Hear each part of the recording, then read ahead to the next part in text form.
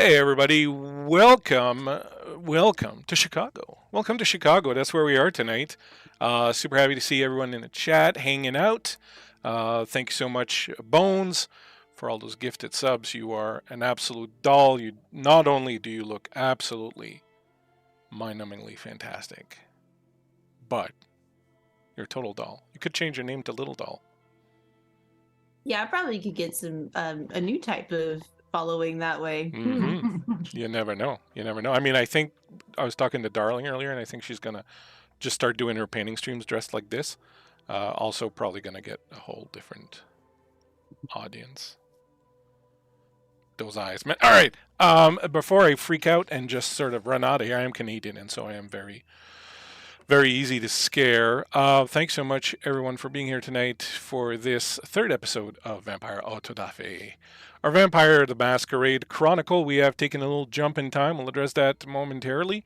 We are now in Chicago in 1929, as opposed to France in 1381, which we were before. So a lot of time has gone by. Things have happened. Things have changed. And we will see how our characters fare in this particular situation. Speaking of characters, I could sit here alone and play all these different characters and do all these weird voices, and I usually do off stream. That's what I do. I just sit there and make funny voices with myself.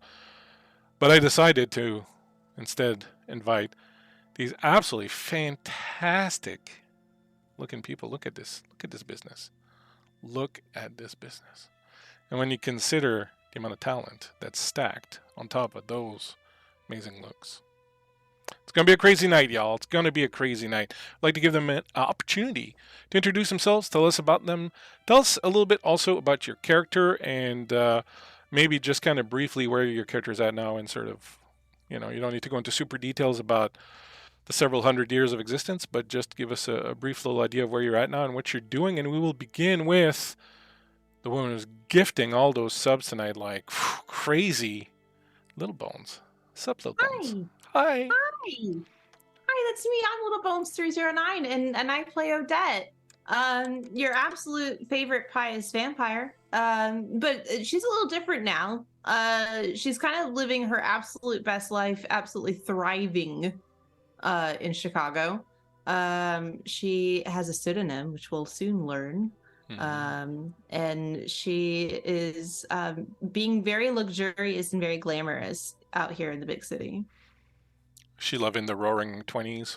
She's like, this is her era. She is like doing her best and is having a great time. All flapper girled out and everything. Oh yeah, for sure. An absolute party girl. Amazing, fantastic. Thanks so much, Bones, for returning and for this absolutely fantastic cosplay. I'd love the little fan. You could probably auction that off after. Make some money, Ooh, maybe I'll lick it and then auction it off. Yeah, just sweat on it or stamp your feet on it. People like that. Morning. Speaking of someone with an Only Feet website, how's it going, Morning? How you doing? Doing great. How you doing today? Hanging in there, man. What's up with you?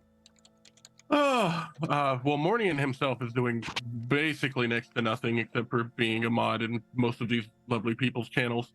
Anton, however, has spent quite a while carving through some feelings, and now finds himself in Old Town Chicago, helping with a bit of the getting rid of the blues of some of the people who were upset when they couldn't drink their pain away anymore. Feel like I'm being targeted by those words. I would say nothing. And perhaps that would be best for everyone concerned. Thank you very much, Morning, for returning, bringing Anton. We'll see exactly what Anton's been getting up to very shortly here. Next up, we have somebody else who went 70,000 miles out of her way to look faboo tonight for us here. Myriad. How you doing? It's me. I'm good. My head hurts a little bit. This wig's a little tight. Yep. As Myriad passes out eventually. I've had enough passing out for a week, so don't worry. I filled my quota.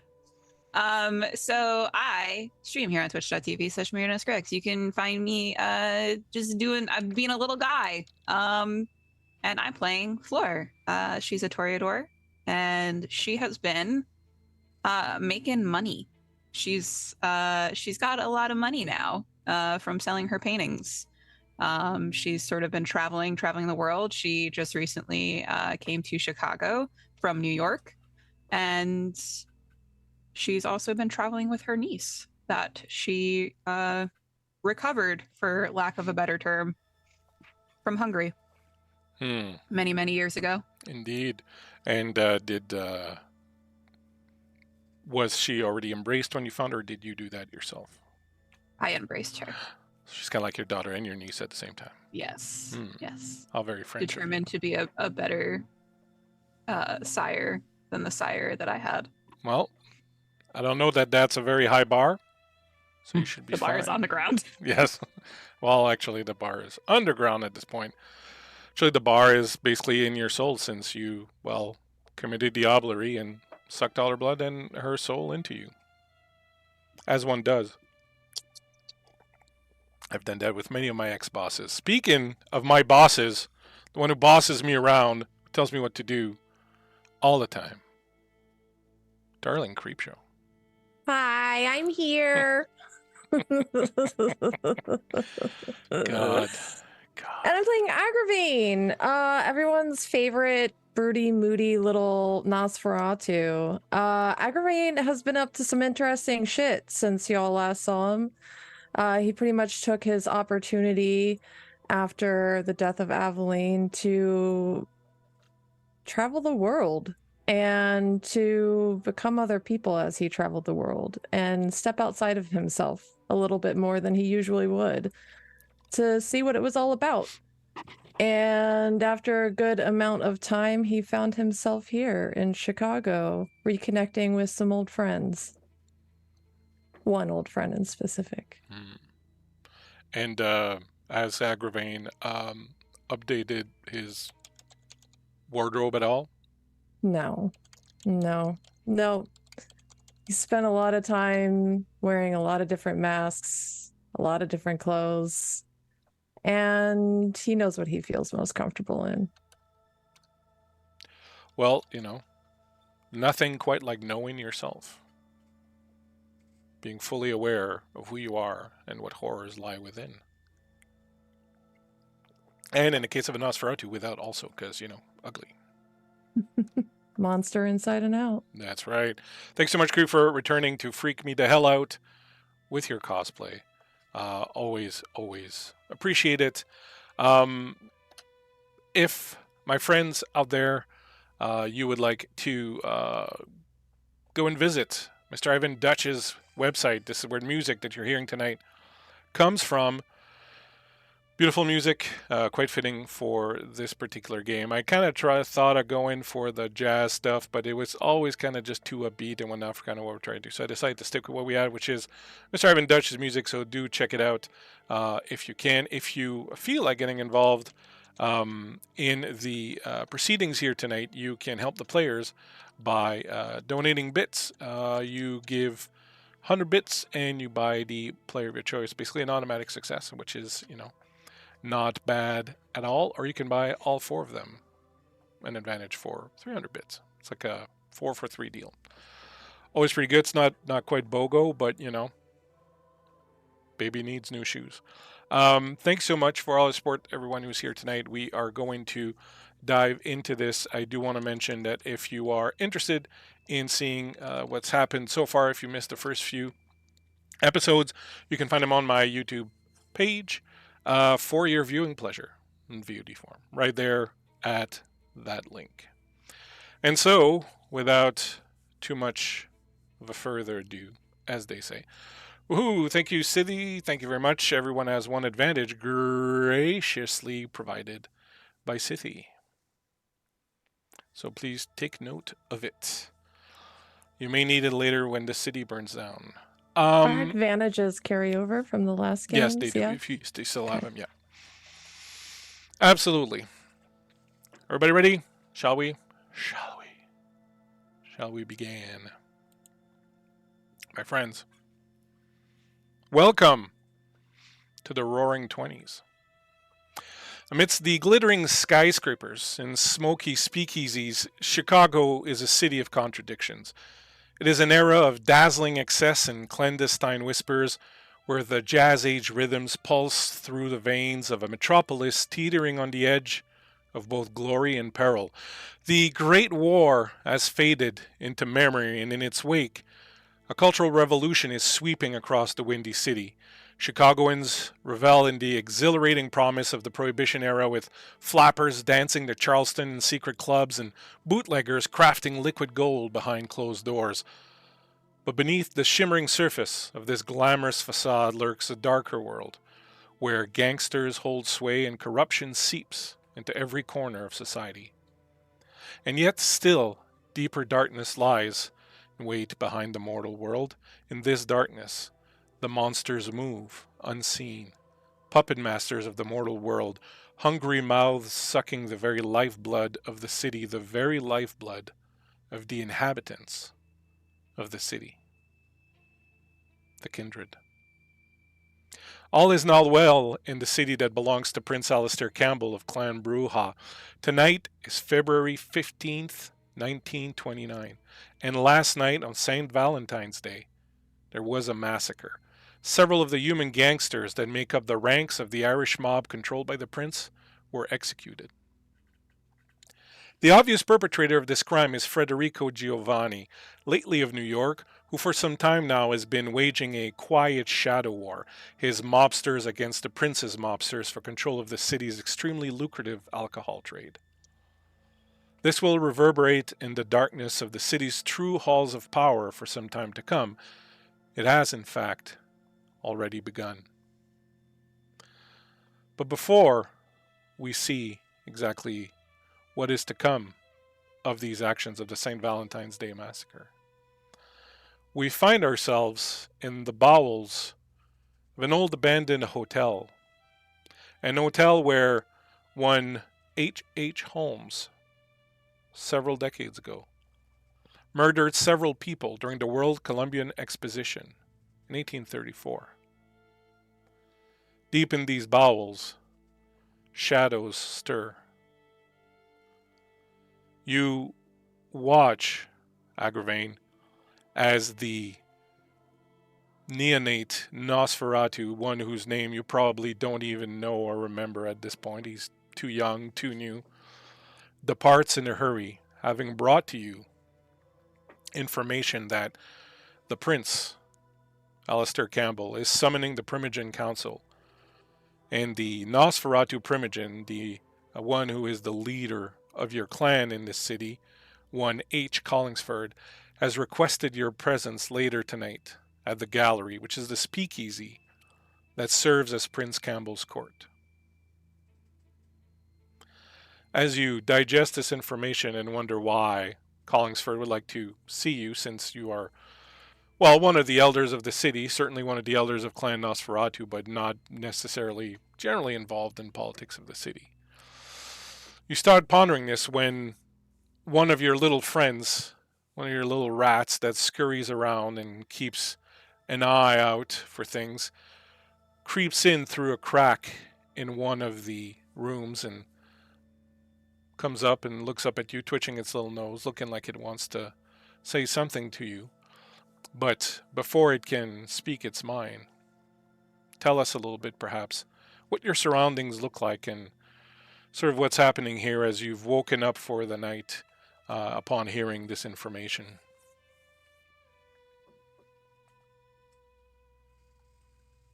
The hotel itself is pretty ran down at this point. It's very dark. It's got a musty smell of old death inside of it. Most nights you can find Agravain just kind of haunting the halls. There is a room in particular that he tends to find himself more often than not. A room full of very beautiful things. He's not there now, though, because he's just spoken with someone, and that is his room, and no one's welcome in that room. Currently, he's kind of musing to himself on what the Primogen could possibly want from him. He doesn't have too much contact with the other Nosferatu in the city. He is friendly with them, but for the most part, he uses them for his own means, a source of information.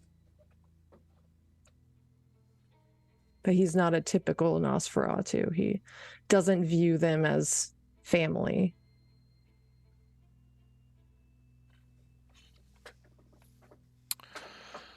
As you're taking all of this into consideration, the rat that you've been feeding with your blood for a while, and so it's kind of a super rat, comes up, runs up your robe all the way up to your shoulder, and squeaks and makes little faces at you. Of course, you don't speak rat, because who speaks rat? But you do know one thing. This is a rat whom you've set to a specific task. There's a human gentleman who's been coming around of late. A young man, very good looking, very well put together, beautiful waxed mustache, some sort of writer. He comes around with a piece of paper and a pen and takes notes and walks around the neighborhood and seems very focused on the hotel. You know that the locals have a bit of a spook story that supposedly some ghost haunts this hotel, one perhaps a ghost of one of the victims of the hotels, and this has in time attracted curious people, but that sort of faded away a little, except for this gentleman who finds himself again here somewhere tonight because your rat has come to see you, and this rat knows that if this gentleman comes, this rat is to come and see you. So you know that he's somewhere outside, and for the first time does something he's never done before. He knocks at the door upstairs.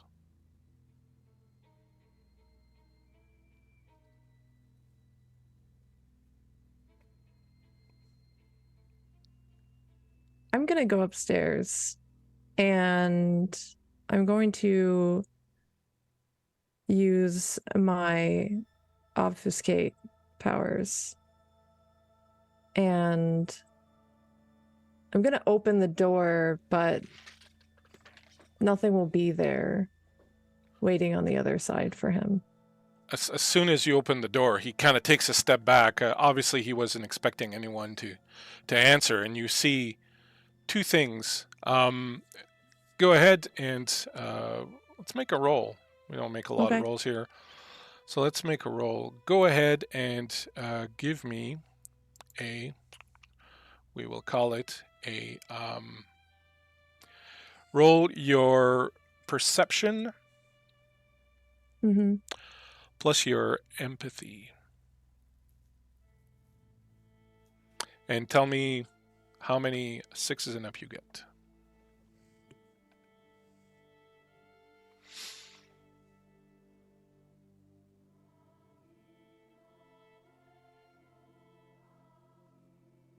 Six.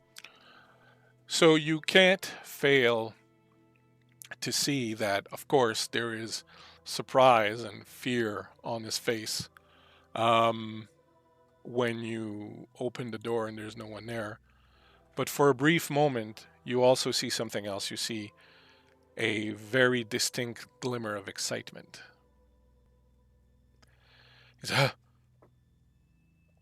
He approaches and he sort of looks around, and he's literally inches away from you as he's kind of, hello? Are you here? I'm going to slowly back away, but continue to watch him. I'm curious to see what he does. You can see that he's kind of like working up his courage a little bit. You can definitely see that excitement now on his face, but there's also definitely some fear. Perhaps also a little bit of a haha, I knew it kind of feel to it. And eventually he sort of straightens his tie and licks his lips and, may I come in? Would it be terribly rude of me to come in? Where's my rat right now? I'm sorry. Sorry, no, your rat can be wherever you want. You could be on your shoulder. You could be scurrying about. Where would you like your rat to be? I imagine he's still sitting on my shoulder. He is sitting on your shoulder, as invisible as you are.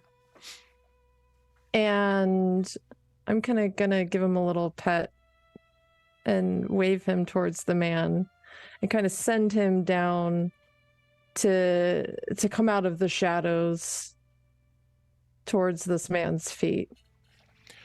And as your rat scurries towards him, he backs up a little bit before seeing Rex. Huh. Well, you certainly aren't the one who opened the door. My God, you're ginormous.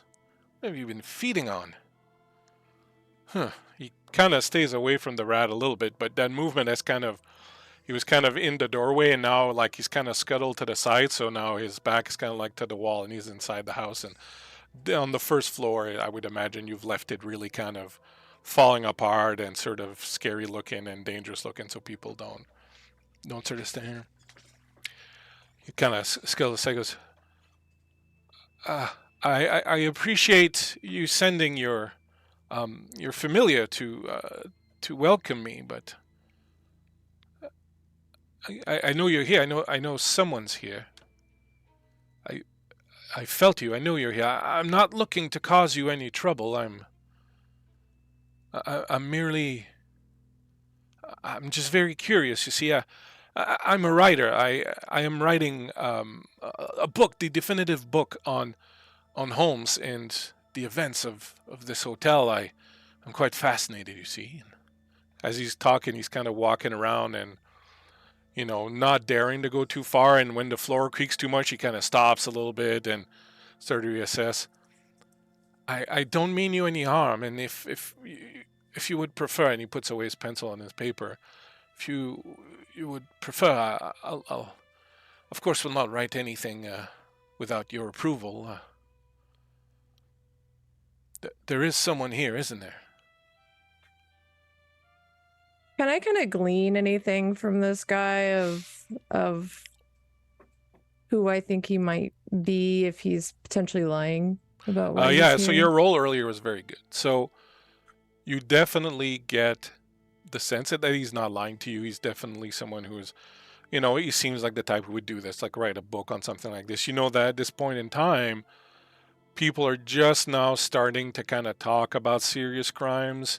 People are always titillated by that. Like, this is the era where, gangsters, serial killers, things of that nature start becoming more common, and people being, up until the 20s, being very repressed still, find this very titillating, so very interesting. So you can totally imagine that this is someone who would want to do that. The other thing that you get from him is that for him, it's more than that. You can clearly tell that there's something very deep and very personal in him. A thirst or a hunger for something strange and macabre and, just dangerous. You can definitely tell that, I don't want to say this guy's aroused right now, but he's definitely loving every minute of this. And would you say that people around this area definitely have noticed him coming around and looking at this place? I would say that there's probably not a lot of people who live in the area. So certainly some people might have seen someone kind of hanging around.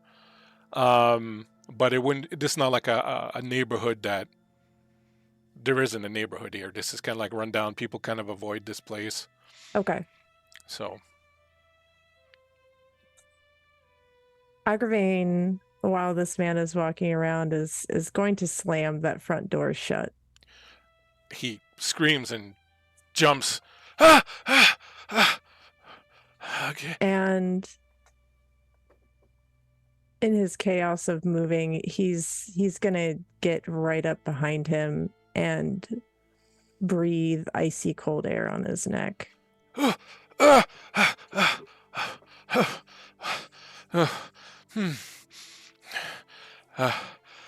You are here. You are real. I knew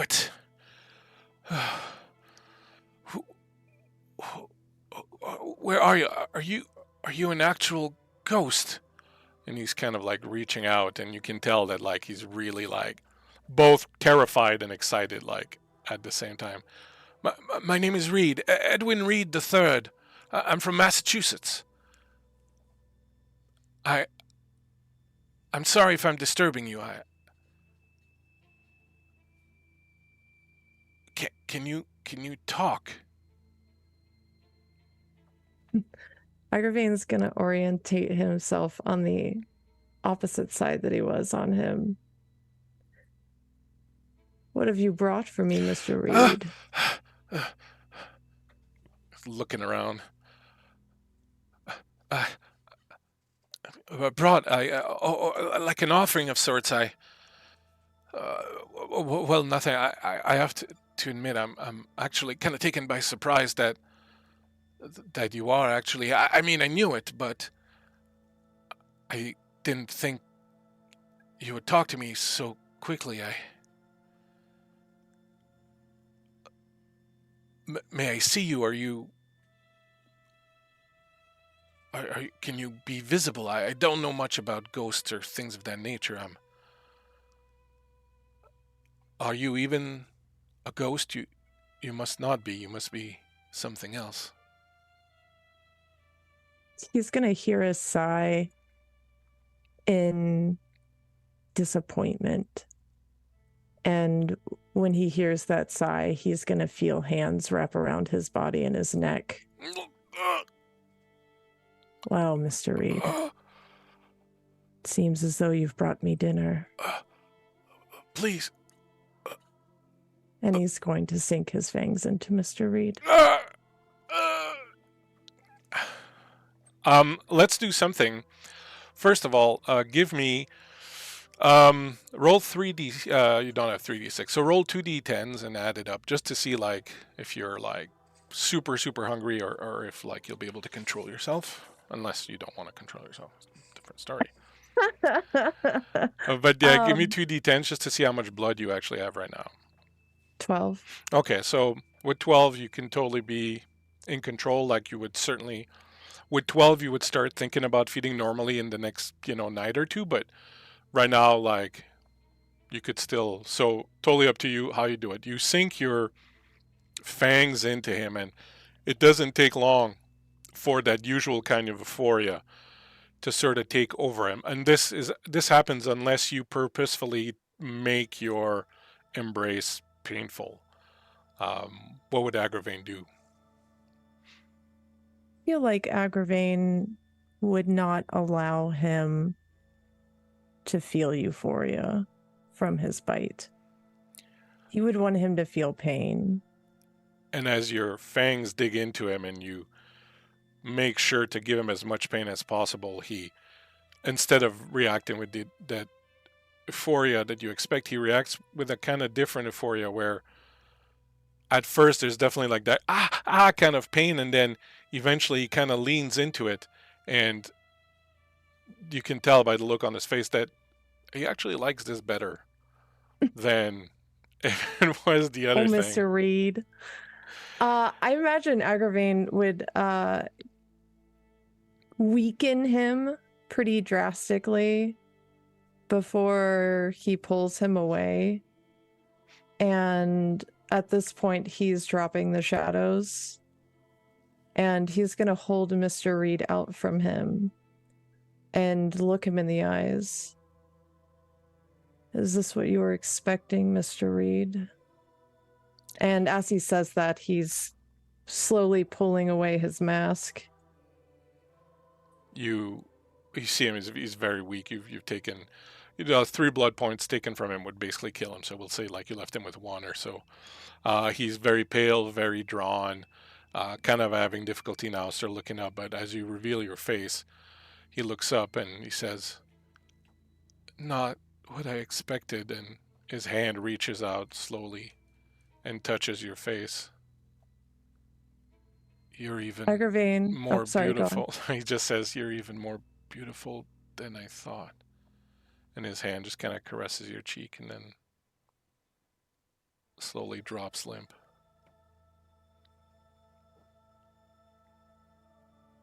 Agravain looks disgusted by what he's hearing from this man. So disgusted that he doesn't even desire to finish him off from feeding.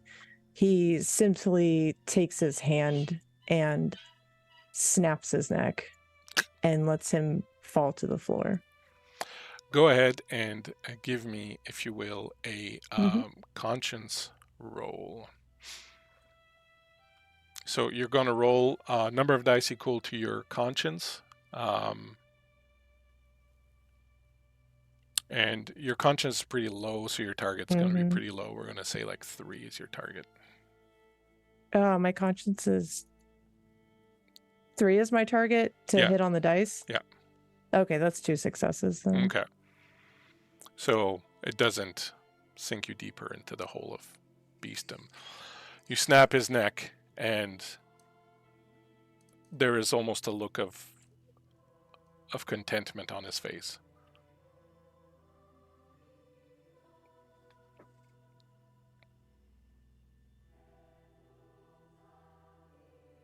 I'm going to casually step over the body and see myself to my room.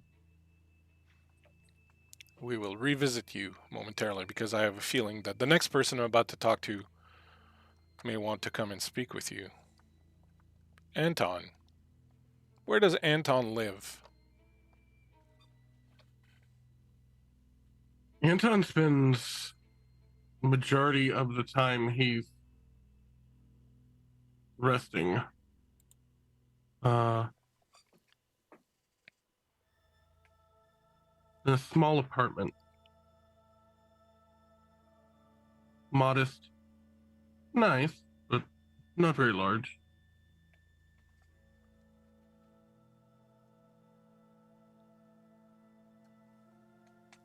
You woke up tonight, the sound of sirens, police sirens, echoing a bit more than usual. Clearly something's happened, something's gone on. You figure you probably... Sorry, go ahead. I was just going to say, can I tell which way they're coming from or where they're headed? Sort of all over the place. You can kind of figure that they're probably mostly putting a show of force on, just sort of something's happened and they're reminding the public that they're there kind of thing, like. But if it has to do with crime, you're thinking you're probably going to want to need... You're probably going to need to know what's happened because you are rather enmeshed. Yeah. Hearing all the sirens kind of shake his sleep off and take a walk down the street. I think we need to go see our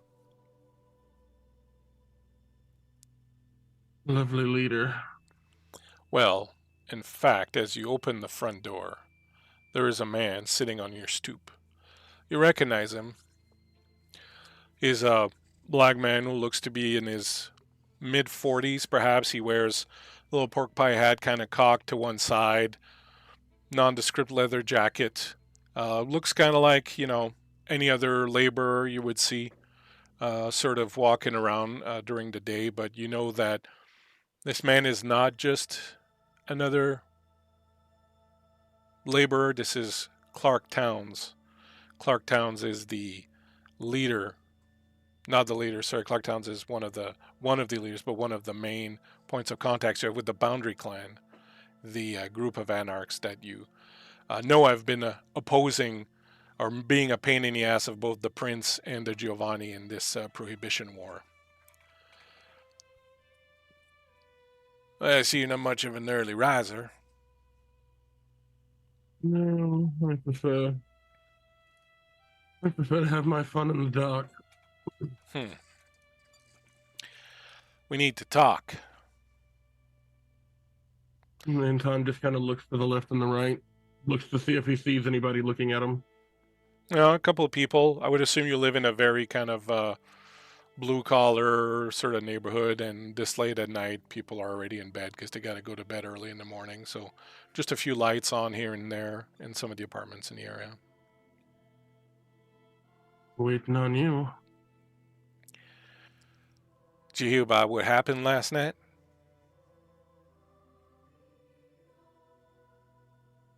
I believe you could say I heard about it. They damn shot 7 of your boss's men. This thing is going to get ugly. Look, you have got to go and talk to Blake, and you have got to tell him that we had nothing to do with this. We were not involved.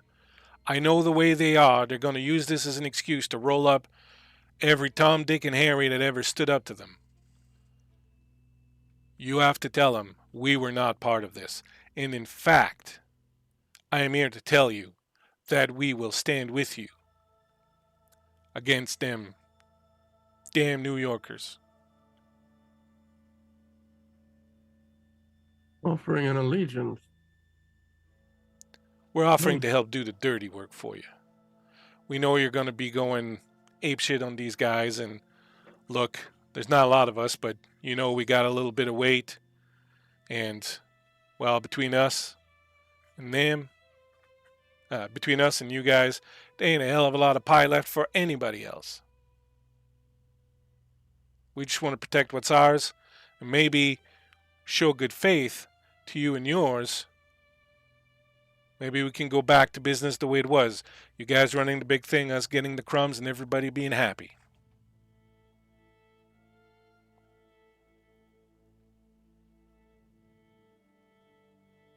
I can run the information by, but who knows what tomorrow brings. I feel you. But at least be a step in the right direction if you could do this for us. Look, I know you walk a tight line between them and us, and, well, we appreciate everything you've done for us in the past, and you know your secret is safe with us. We cool? Yes. So long as my secret remains my secret to tell to who I wish. Hey, man, your can of porks and beans is your can of porks and beans, you know?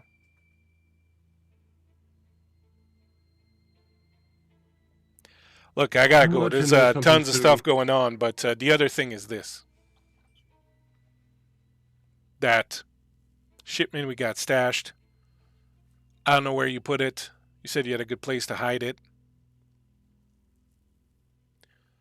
We're thinking maybe you can find it and you can deliver it to your boss. And you can tell him it's a peace offering from the Boundary Clan.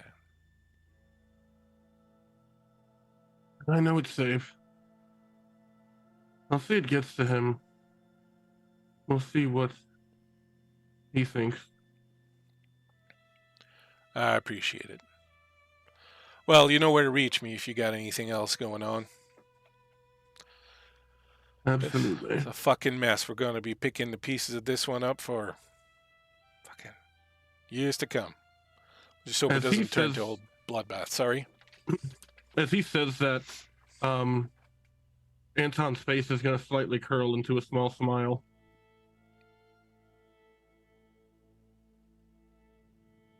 He's relishing the thought of everything going crazy. You look like you're having a little bit too much fun there, man. You might want to watch that. Some people might get the wrong idea. Well, you can have whatever idea you like. I'm going to have my fun. Me, I ain't got no ideas, man. I don't get paid enough to have no ideas. I don't want no ideas. Ideas are a dangerous thing, man. All right, I'm out of here, but if you know I need anything, you reach me and you get that message across and we'll continue being good. We'll see how this goes. I want to get a bite. You're looking a little bit peckish there. And with that, he Thanks. doffs his hat to you and heads on off.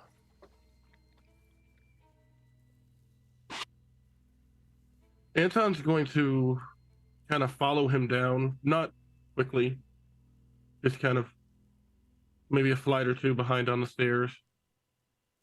Once he gets to the bottom, he's going to start heading towards where his shipments and items that get lost always end up. All right. We will revisit this momentarily somewhere else, downtown Chicago, on the balcony of a beautiful hotel. We see a beautiful woman taken in the air, overlooking the bright lights of the city. From up here, it looks like a beautiful little jewel glinting in the dark. Of course, someone like Fleur knows exactly what sort of horrors lie in there. Tell us a little bit about Fleur, Myriad. Floor stands on the balcony. She's wrapped in a long fur coat as the winter wind sort of whips at her now short blonde hair. A recent change in the past few years. And she has some sort of flyer advertisement gripped in her hands. And she's looking down at it instead of over on the city skyline, sort of carefully tracing over the features of the woman on the advertisement with her thumb, just sort of wistfully, longingly, maybe regretfully.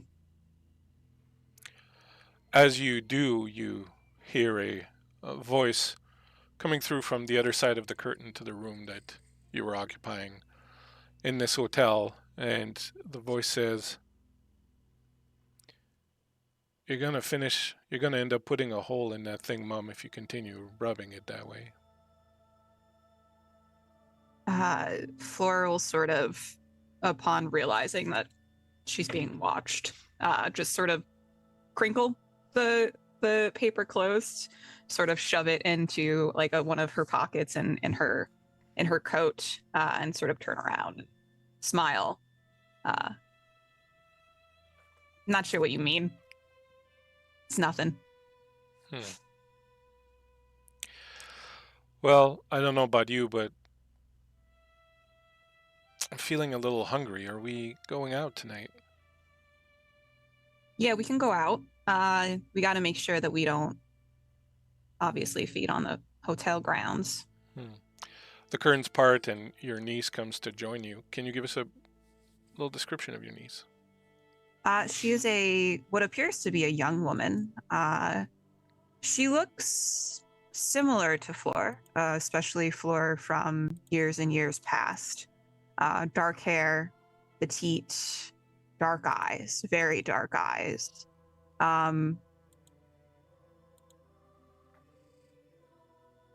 So it's odd for Fleur because it is almost like looking in the mirror, looking into what might have been while looking at Elodie.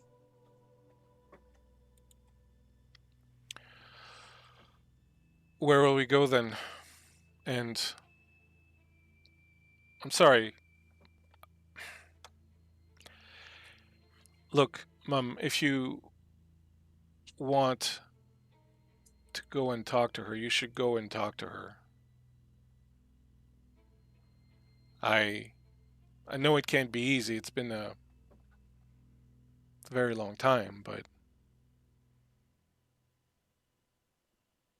sometimes time means nothing to some people. You can get right back with them as if you never left. I mean, when you came and found me in Hungary, it had been almost 100 years since I'd seen you last, but there you were, my lovely Auntie Fleur, and it was like you'd always been there. I'm sure she would feel the same. Who wouldn't be happy seeing you again? Fleur's gonna sort of breathe out a laugh and Time changes people, you know. Time matters to some. I'm not the same person I used to be. I'm sure she's not either. Maybe, And but I don't know if she would like the person that I've become. why wouldn't she?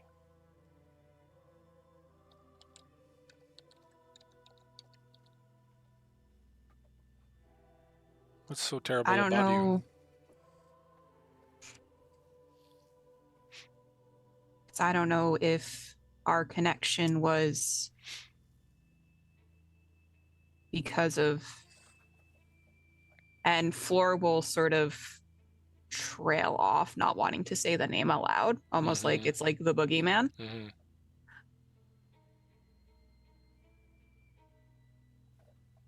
And I guess I'm kind of afraid that this is one-sided. Maybe she hasn't thought about me in 500 years. Maybe I'm the one holding on to the past and I should just let it go.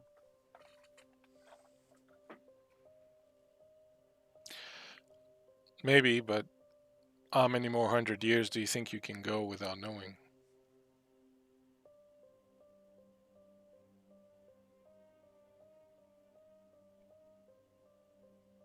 Floor is going to approach Elodie and sort of pat her on the cheek and smile at her.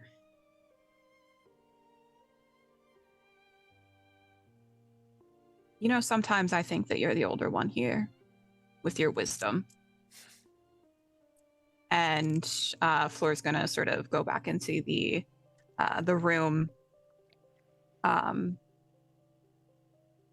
What do you fancy we go to a club tonight? Oh. Can we? Isn't it illegal here? I Well- thought there was like some what did you call it? Some premonition or what? That they can't have booze, and you know that the humans don't like. Oh, we don't. Meant the club run by ours. Oh. That sounds delightful. We need to be careful. This is in New York. We don't know the situation here quite as well.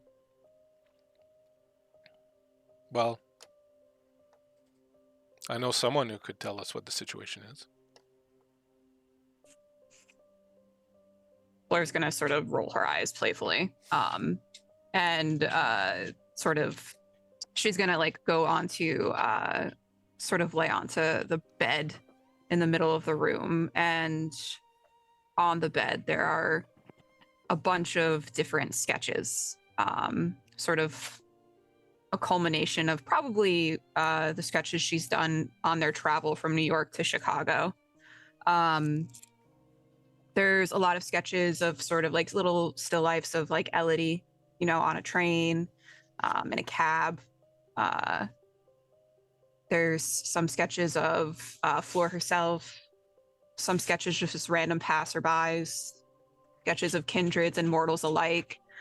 There's a few sketches of Odette. And then there's also a sketch of a man shrouded in black with the eyes, the only visible part of him, kind of smeared out. As you look over at these portraits, Elodie will come up next to you, twirling her hair. You never did tell me who that one was. It's a little disturbing. Pray we never meet him. He's cruel. Well, it's such a beautiful night outside. I can't see how such a beautiful night could possibly hold someone so villainous looking.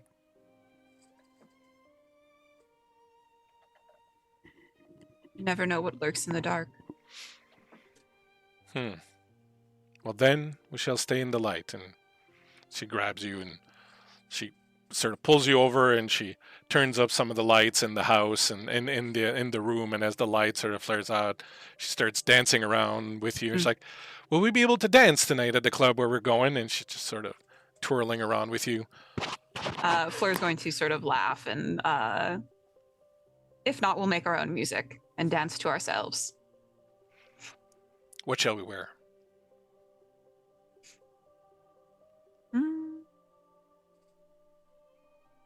I mean, we look good in anything, don't we?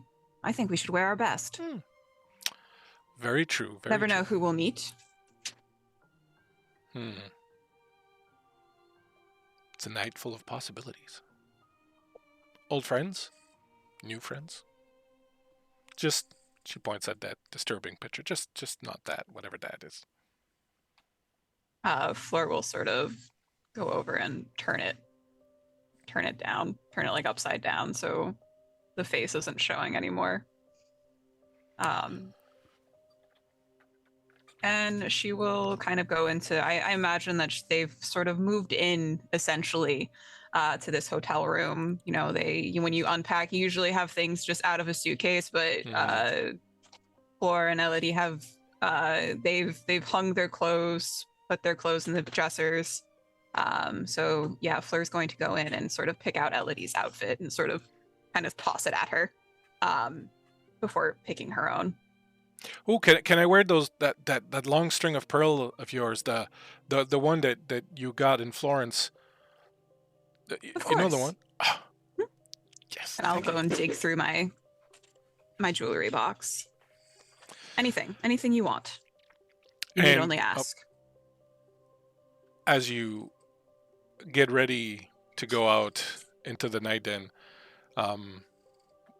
where will you be heading? Probably, I imagine that Penelope has told us of a few good haunts, places where it's more or less safe for us to hunt. The place that would be safest, there is an area in what's called the Golden Mile district where there is sort of that area is kind of small, but anyone who's recognized by the prince but doesn't live in town, doesn't have their own hunting grounds, can hunt there within certain, to a certain extent.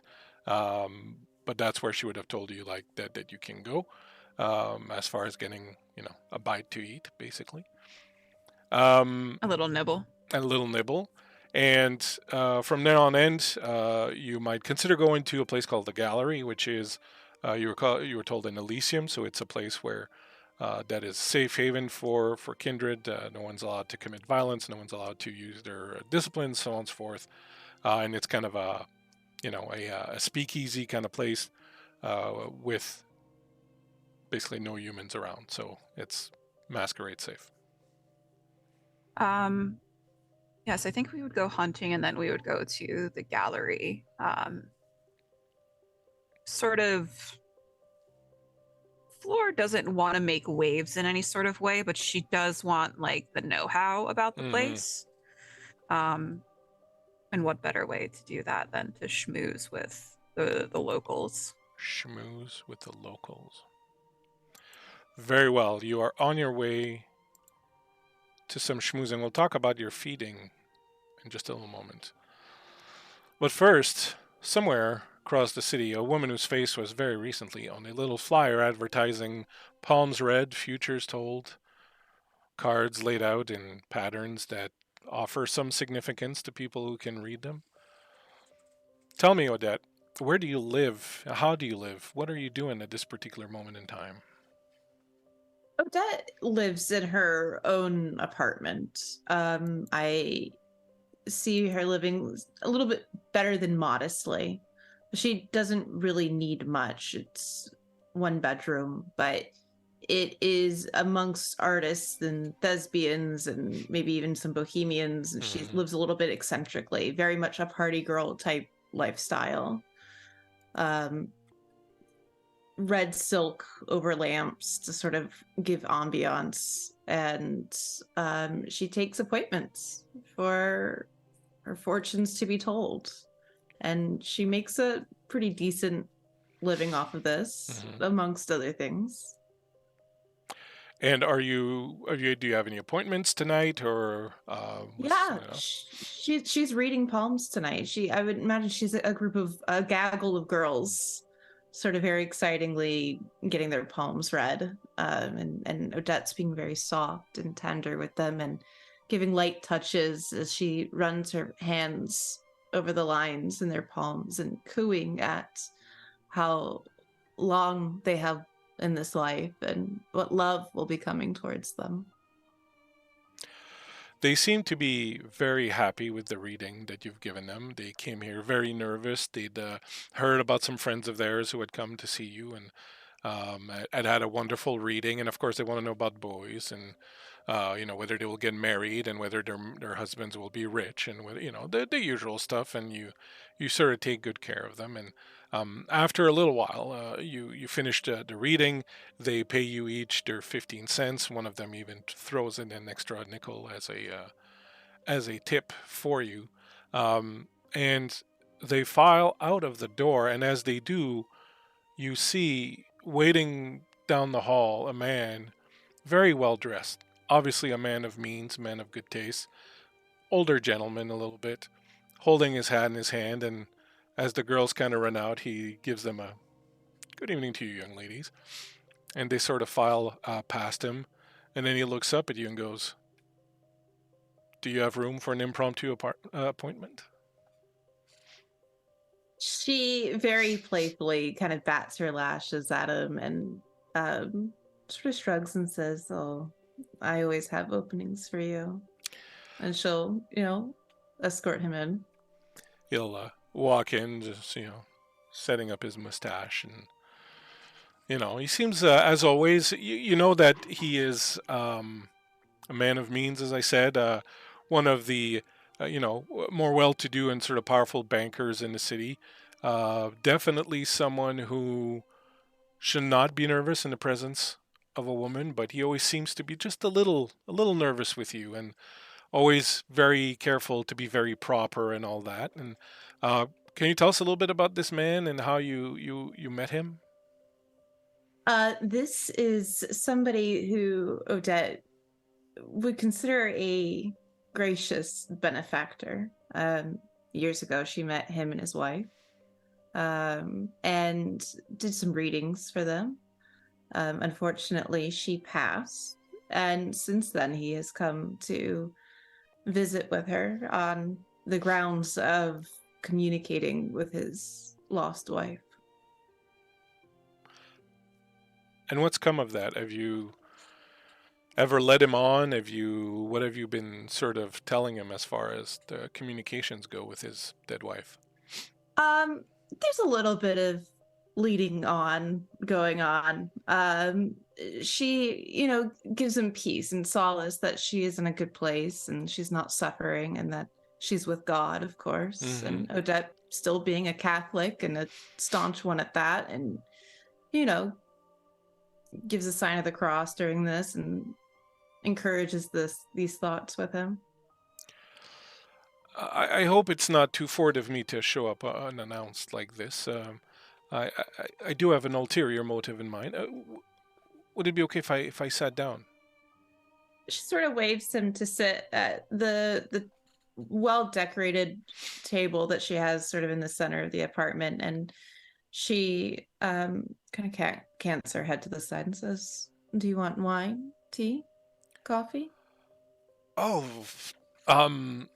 yes. I would love some wine if you have some. I can get it if you want. Would you like me to? And he starts getting up again, and he's been in your apartment, so he kind of was a little bit in the kitchen. She'll nod and sort of sit down at the table and let him tend to her. He'll go out and you'll hear him putzing around, finding some glasses and, washing them again and, getting the bottle of wine. He's like, Yes, this is one of the ones that sommelier recommended to us the other day when we were at the Oyster Bar, right? That was a very good one, and he I started believe something. so. Mm. Um, uh, Odette, and he's talking to you kind of from the kitchen, and you kind of get the feeling that maybe he's using the fact that he doesn't have to, sort of look you in the eyes. That's giving him a little bit of courage, and he's like, "Dear Odette, I, I am terribly sorry. I must admit that I do, in fact, have well, quite the ulterior motive in coming to you like this tonight. Uh, Hold on," and he comes into the room, and he's got like a little. He took one of your like tea tea towels, and he's got it wrapped over his arm, and he's got the two glasses and the bottle of wine, and he sets it down, and he starts filling up the glasses. Well, first of all, I was wondering if you perhaps would like to go out tonight. Perhaps it's been a while since I'm afraid you've really gone out and experienced the town. It feels like you're always in here working, and well, I do hate to see such a, a beautiful young woman such as yourself stuck in here. And don't get me wrong, this is a very wonderful apartment, perhaps a little bit bohemian, but certainly a very nice apartment nonetheless. And um, well, I would love the opportunity if you would allow me, Miss Odette, to take you out tonight. Perhaps some dancing or simply a quiet walk in the park, if you prefer. But would that would that be okay with you? She eats this up. She loves how nervous he is, and I think she relishes in that. And she sort of leans up with her hand in her palm, or head in her palm, and sort of looks up at the ceiling and maybe stays on one spot for a little too long before eventually looking at him and say, "Dancing? You wish to take me dancing?" And she wants to really rub his nose in it, but she's agreeing more or less. Well, well, there was a time I could cut a mean rug. I'm not the the spry young man I used to be, but I would wager that perhaps aside from the Charleston, I might still be able to pull a few moves out there on the dance floor. Certainly, keeping up with you, I'm sure, would be very difficult, but I wanted to give it the old college try. You can take me dancing. Thank you. I appreciate that very much. Yeah, I that's very wonderful to hear. Thank you. And he, you know, will sort of drain his glass, to give himself a little bit of that courage. Um, there is something else I wanted to ask you if I may, and well, I simply don't think I can wait. Um, I'm sorry. May I take your hand? May I take your hand, Miss Odette? She sort of anxiously gives her hand over, and for context, she is wearing gloves. He takes your hand. He's like, "You've been such a comfort to me, Miss Odette. Ever since the tragedy, and well, I dare say that if it wasn't for you and your kindness and well, your piety and well, gosh darn it, just everything about you is just so wholesome and wonderful, and it's brought me great sanctuary in these trying times. And well, Miss Odette, I've thought about this long and hard, and well, I'm sure that my Martha, if the roles were reversed, would be wanting to do something similar, and I would encourage you to do so because there's nothing worse than growing old alone. You are very young still, so this may not be something that you understand quite yet, but growing old is it's very scary to be alone for 5, 6, 7, 9, 10 years. It's the scariest thing there is, and well, Miss Odette, I don't think I could do that, and I don't think I could do, well, any better, really. than to have you on my side for that time, and so I was hoping you would consider Miss Odette. And he reaches into his pocket and pulls out a little box. And he opens it up very slowly. I understand this may be very sudden, and I understand that there would have to be some time, and I would be very happy to officially and court you in the proper way if you give me the go ahead. And well, perhaps in a year's time or something we could make sure that we don't have to grow old alone. I have a question, Bleak. Yes. How big's the rock?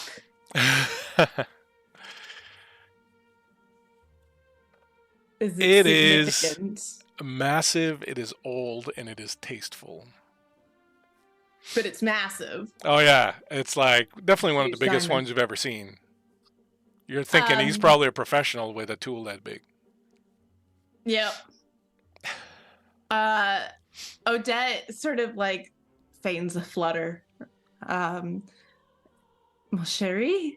Oh, and I imagine Odette is very French with him and very like. Oh, and he loves that. He loves that. Oh yeah, he loves it. He doesn't speak a lick of French, but he loves it. She like whispers like a grocery list to him in French, and like he has no idea. And you can see the sweat start to like just bead right at his hairline there, and you can tell the man's having emotions.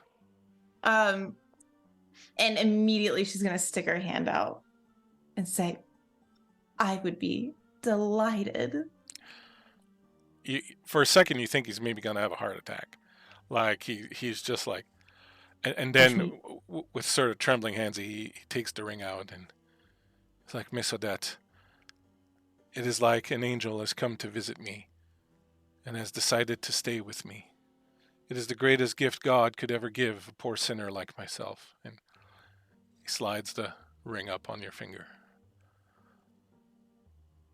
As she leans in and she very much is admiring this ring and glances up at him and says, "My dear, we're all sinners and we're all on our way to redemption. And this is just one step there." You have a way of speaking and words to say that do soothe an old man's heart. What do you say? Shall we go out and celebrate then? Champagne! Blowing. And she'll get up and sort of link herself close and, snug up close to him. And like, she's... You can feel him trembling, like you've never, like, gotten this physical with him. And he's like, his skin is trembling, like you feel like his skeleton's going to just pop out of it at some point. Which, being one of my games might actually happen. You never know. That's outstanding. And she'll sort of do her normal turning up the lights, and she doesn't waste power, of course. Mm-hmm. She's a good girl. And draws him out into the hall. And as she does this, she leans up to kiss him on the cheek, a very chaste, simple kiss.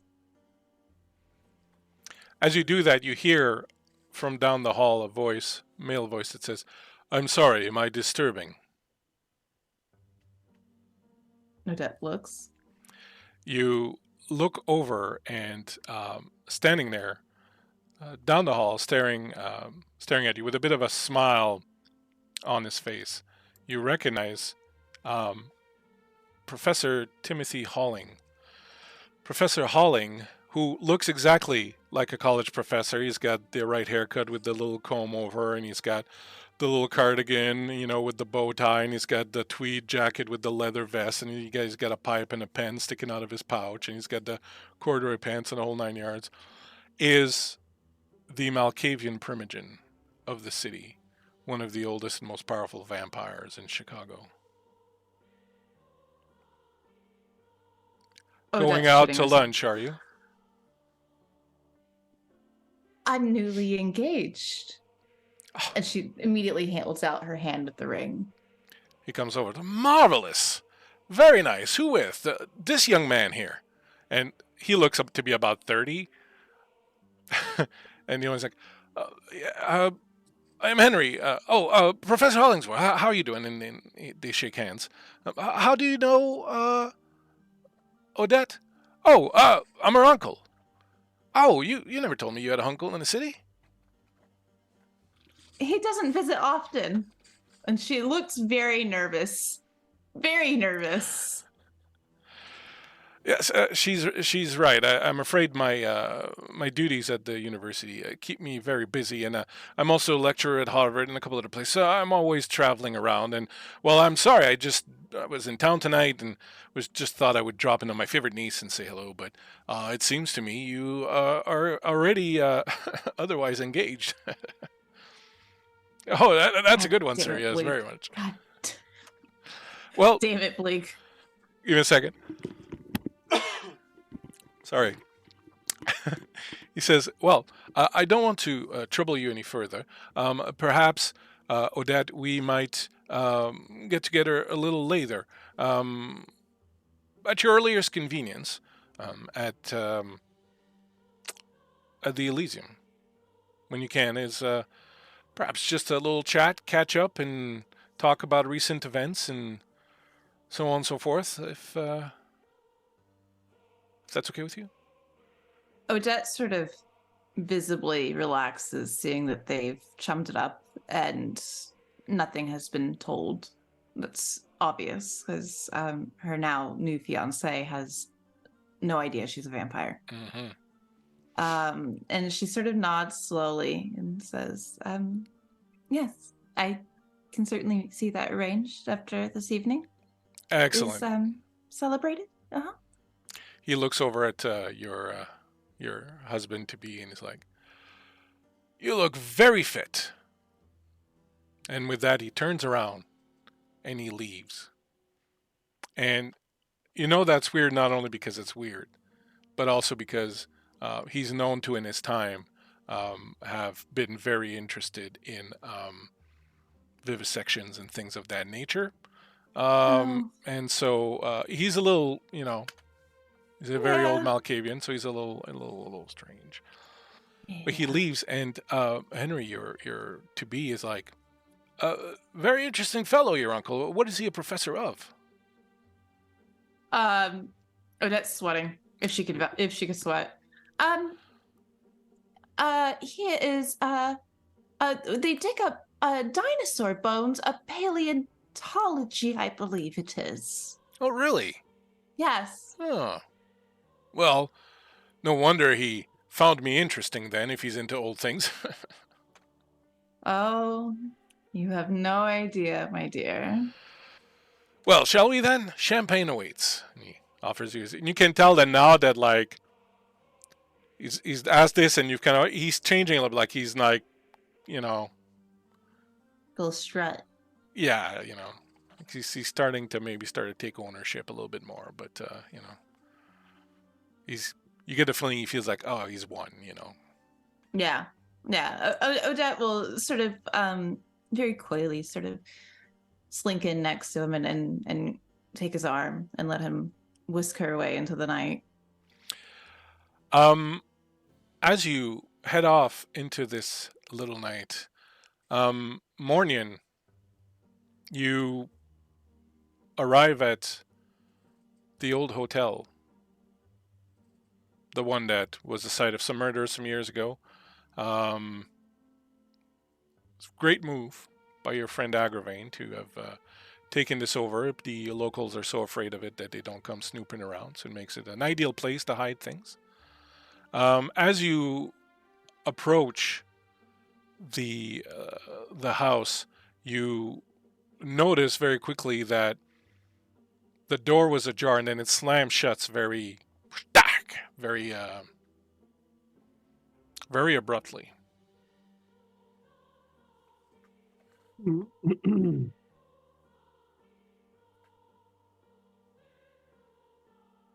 Anton's gonna kind of look up quizzically. That's odd.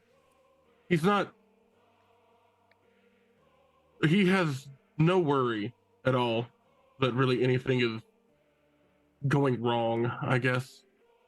But he will slowly kind of make his way up to where he heard the door slam. As you go up the creaking stairways that lead to the front door, you see a number of rats sitting on the front porch, kind of giving you the eyeball. Good evening. One of them squeaks. He's gonna kind of look at him for a moment and then kind of stand by the door, and he just kind of wants to see what he hears. You listen, you can clearly hear voices inside. You can't quite make out what they're saying. They're talking kind of in hushed tones. And then you hear nothing for a while, and then kind of a strangled cry, and then a very loud snap and something heavy falling to the floor. Seems like a good night. Party at Agravain's. Bring out your dead. I would know if this is a door that's normally kept locked. Yeah, that's not normally like, usually when you come here, you come in through like one of the doors in the back parking lot kind of deal. I would try the door. It opens. You see lying on the floor a man who's not moving. You can't see Agravain anywhere, but there's a body there. You sniff. Scent of blood's in the air. Certainly hasn't been dead long. There seems to be a wound on his neck that's bleeding, but there's not a lot of blood coming out of it.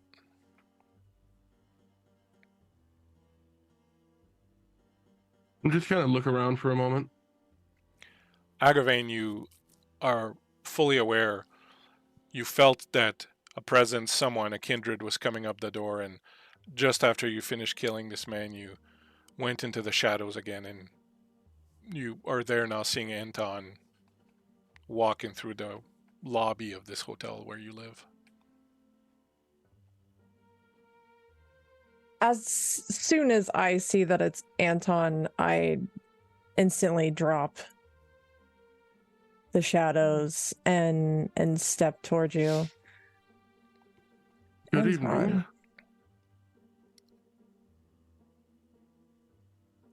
I assume you've come to check on your goods. Amongst other things. The news has caught you. I figured if anybody knew things, it was you. You know me well by now.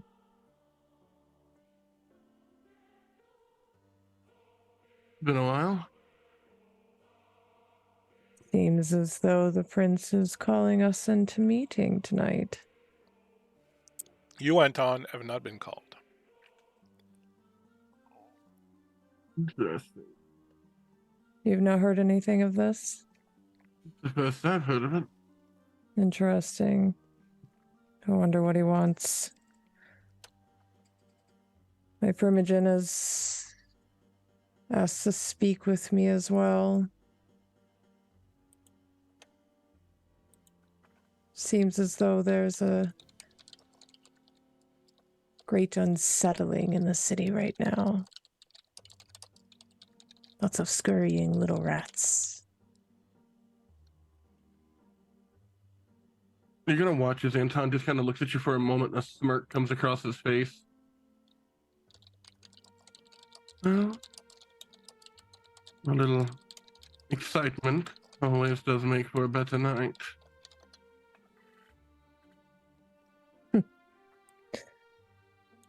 Yeah, seems as though I've given some luck this evening. And he kicks the body at his feet. Delivery. Oh, It's always nice when dinner comes to you. does someone take out the fun of the hunt? Speaking of which, Again. give me a 2d10s, Mornian. See how much blood you have.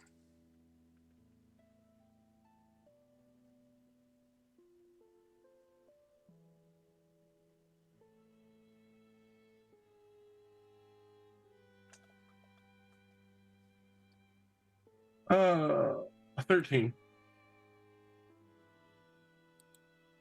Okay, same thing. So, you're not dying for it. It smells good. Still a little bit of that, coppery smell in the air. There's probably like a good pint or two left in the body if you felt peckish. I mean, Agravain has already put his lips and drunk from that glass, but... Can I finish it off for you? Help yourself. And Anton will kind of bend down to one knee, grab the body by the back of the neck, and pull it up to his lips. No need for it to go to waste. It's nice. It's young vintage, but spicy. You get a point out of it, and the corpse is completely drained now.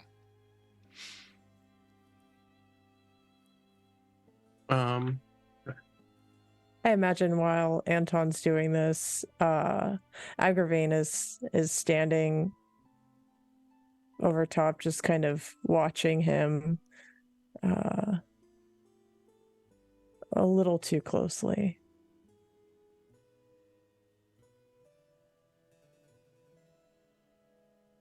Anton will notice, but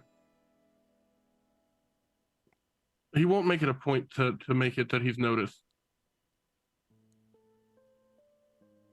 Just kind of stands up and looks. I had a visit from the Boundary Clan. Oh. They want me... didn't come here just for my leftovers. Also your charming personality. It appears they had nothing to do with last night's little foray, and they want to donate some goods to show it. Interesting.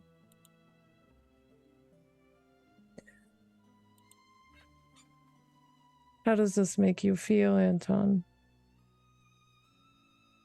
I'm a man of two very distinct thoughts right now.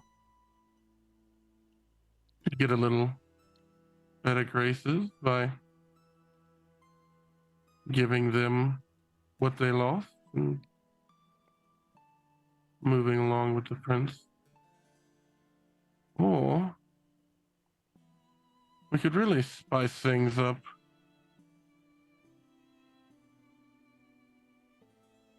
Who's to say we found this and we didn't take it while it was being delivered as payment for a job well done?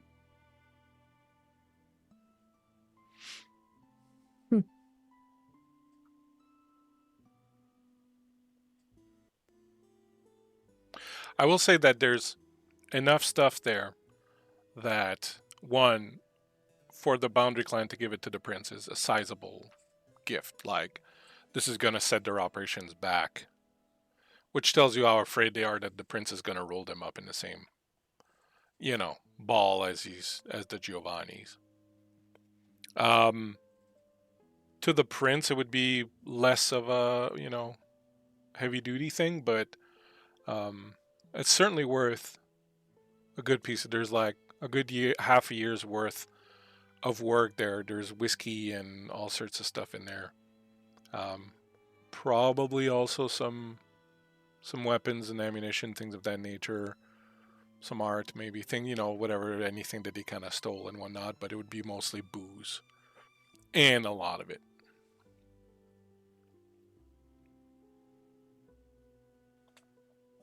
We have the opportunity to start a conflict of the like this city has never really seen. Well, sounds like you know your answer.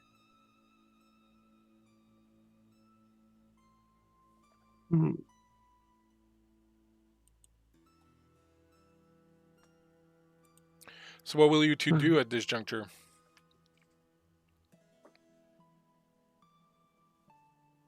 I think we would, Anton would begin going and readying things for movement.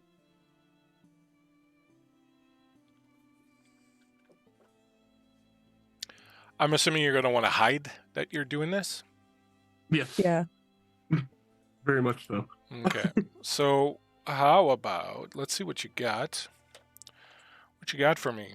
Retainers and contacts. Creeps got also retainers, contacts, influence. So why don't you go ahead, the two of you, and we'll get a couple of general rolls just to sort of see how good you are at kind of hiding things. Right now, let's do manipulation, and then I'll let you choose to do stealth or streetwise or subterfuge, whichever one kind of excites you.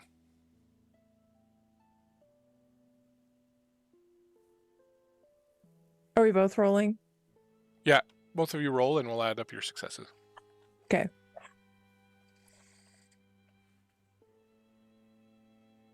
Anything 5 or higher? No, it's going to be a bit harder than that because obviously everyone's really on high. Right now you're going to need trucks, you're going to need guys, you're going to need stuff, right? So you're not going to get all that tonight, but you're going to start organizing it. And if you don't want the prince and the boundary clan to know and everyone's kind of on high alert, it's going to be hard. So when I say it's like 7s and higher, but we'll add up your successes for the two of you. I got 3 successes. I got 5. Okay, so that's pretty good. So I will say that in the next hour or so, you're able to calling on some contacts that are kind of more fringe and not necessarily tied to the prince or to the boundary clan or to the sheriff, who's also part of the kind of mob aspect, the organized crime aspect, and cops. You managed to secure some transport, some guys who are going to be able to sort of come and get that. And obviously you're going to have that done during the day because, you know, if you're trying to hide shit from vampires, best place to hide it in the middle of the fucking sunshine. So you will organize that for tomorrow. You both have ghouls or people that you trust that will sort of come and handle that. I would also assume, Creep, that Aggravain as like sort of a way for people to come and access that doesn't give them access to the rest of the house. And like, you know, you're smart about all this. So we'll say that in the next hour or so, you're kind of working at that and making that happen. And during the day, either tomorrow or the day after, like it's going to sort of get taken care of. You just have to decide what you want to do with it, where you want to send it. Do you want to, you know, and so on and so forth. By the time this is done, definitely you, Creep, will feel that it's probably time to start heading out to the gallery to kind of see what's happening, because if the prince and the primogen have been meeting, they'll be kind of finishing up, and whatever comes out of it, you probably don't want to miss. And once you get there or sort of on the way there, you can probably kind of have a bit of a discussion to figure out what you want to do with all this good stuff that you've got. So we'll say that you head on out there. If there's anything else you want to do before you go there, think on it. We're going to do one more short thing, then we're going to take a break. So think on it, and then when we come back from the break, I'll ask you again, what do you want to do before you head off to sort of the gallery and all that, but I'll give you some time to sort of think on it there and work it out. Meanwhile, Fleur and I almost said Odile, but it's Elodie. Fleur and Elodie, you have gone to that sort of area that's open for feeding. So go ahead, and how do you go about feeding? So there's the two of you, there's Elodie, who looks like a very nice, sort of innocent young woman. How would you go, just kind of describe to me how you would go about trying to get, your hunt on, and then we'll do a little roll and see how it goes. Fleur knows that she is extremely beautiful, and she also knows that men are stupid. Yeah. So she would lure men into like normally she would lure them to her hotel, but given she's not allowed to feed there, she would sort of lure them to some back alley, some abandoned house, maybe nearby, an abandoned building, something, just for the privacy, because she still to this day is very the only other person that has seen her feed is Elodie. So very yeah, she would use her private. charms and her beauty. Yeah. Okay, do you kill or do you just? No. I think you could probably count on one hand the amount of mortals she's actually killed. Okay, you do have most of them have been by accident. You do have level 3 dominate, so you can erase from mortal mind. So I will say this: go ahead and give me a manipulation, and we can say performance, perhaps, or performance might be good. Roll, and I will say you can add, for Elodie helping you, you can add 3 dice to that. Okay. And you'll be looking for, we'll say 5s. Like, I think it should be fairly easy.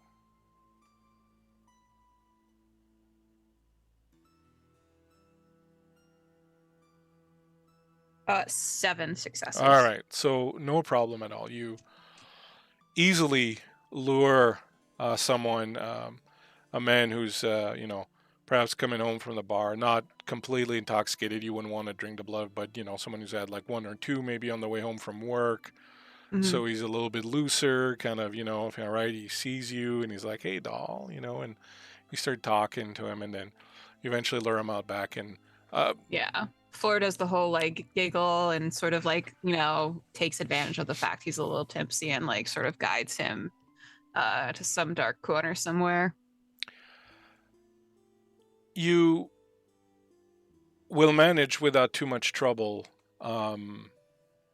to feed, and Elodie will get some also. And using your forgetful mind power, you will erase his mind, and you will sort of place him somewhere where he's safe and can kind of sleep it off for a little while.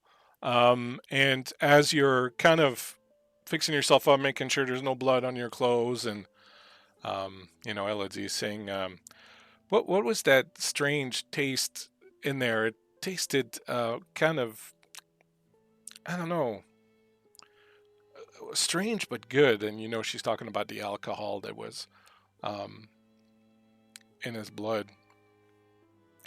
Oh, that's liquor, dear. It's no wonder they like it so much. I only had a bit of wine back in Hungary, and it was terrible. Nothing like this. As you're kind of fixing yourself and starting to step out of the alley, you hear a man say, "The address I was given was right around here. It should be. Maybe we're on the wrong block. Do you?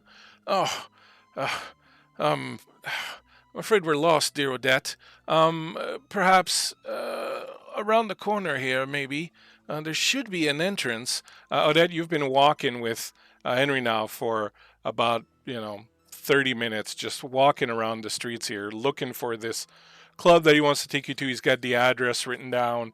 You're starting to think that either he got sold a bill of goods, or like there's just nowhere. It's mostly like living quarters and things of that nature.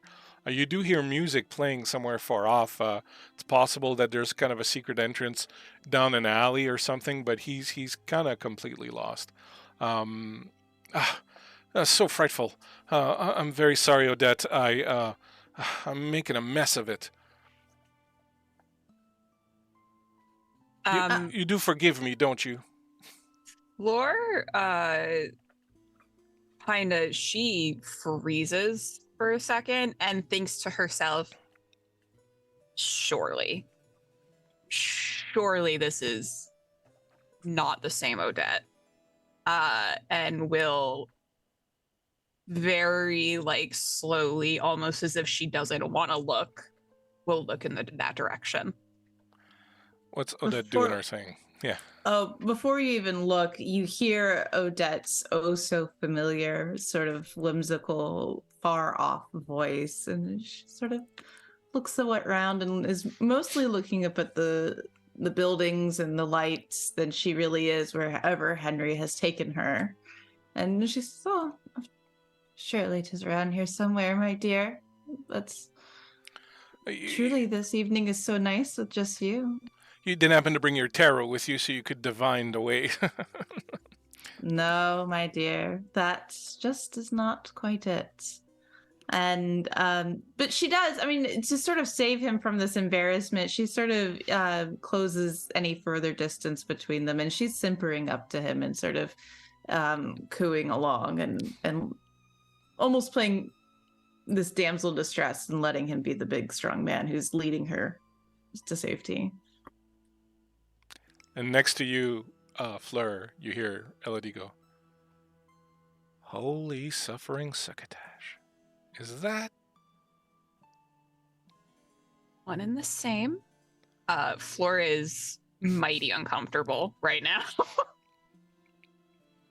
Do I see them? Well, I was just going to say, go ahead, Odette, and give me a perception plus empathy roll. Okay. This is my first time actually rolling. Yeah, so you roll a number of d10s equal to your perception plus your empathy skill, if you have any. Okay, I have 5 in that, and then 5 perception. Oh, yeah, And so then 4 in perception, so 9d10. Yep, and you do have aspects coming out of your tuchus. You got 5 aspects, so go ahead and give me the roll just for. Okay, rolling. You're going to be looking, I'm going to say, for 6s. Okay, I got 1, 2, 3, 4 successes. So 4 of them are more than 6. You are sort of looking around. You tell your man here, "It's so nice just being here with you." And then you hear something you haven't heard in a while. You hear in your head Aveline's voice, which you haven't. There was a while there that you would hear her fairly regularly after you diablerized her, but it kind of went away with time, and kind of fell back to the point where maybe you thought you wouldn't hear it again, but there it is, clear as sunshine would be in the middle of the night, and you hear, "The whore has come back for you." And as you hear that, you kind of turn instinctively towards the sound where the voice is coming from in your head. And right there across the street, staring at you from the mouth of an alley.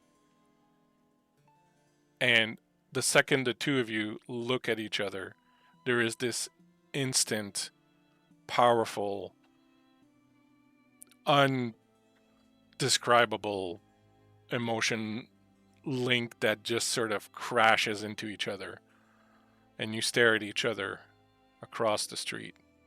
And the hundreds of years that have passed since you last saw each other, just before Odette was taken through the shadows by Santiago, and Fleur and her friends and the rest of them had to escape this crumbling castle after you had committed diablerie upon Fleur's sire, just crumble and melt away.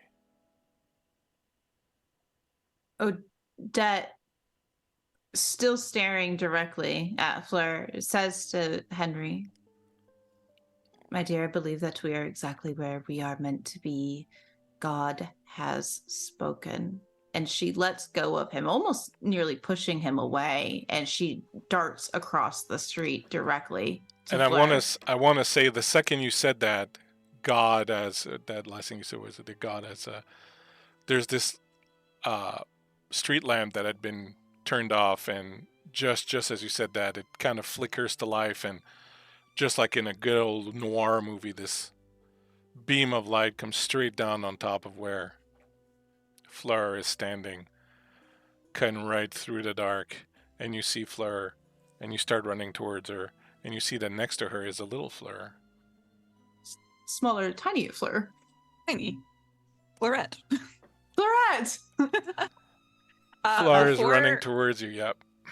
Before Odette had started to move, Fleur would have sort of instinctively, once she felt that crash of emotion, that crash of the connection, she would have taken a step as though she was going to start to move towards Odette, and then sort of just remembered herself.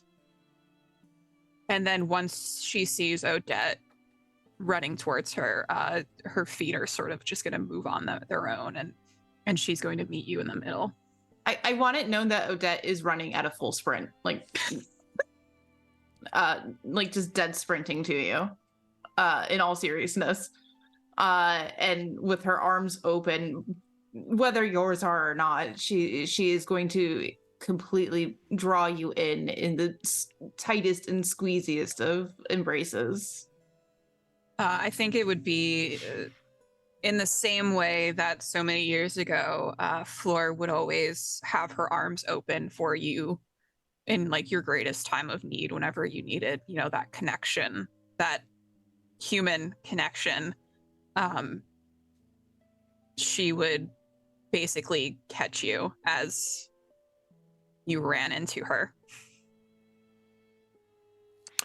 And as that is happening in the middle of the street, a little bit further down the street on their way to the gallery, Anton and Agravain slipping through the shadows, looking for the back door into the prince's haven, not haven, but Elysium.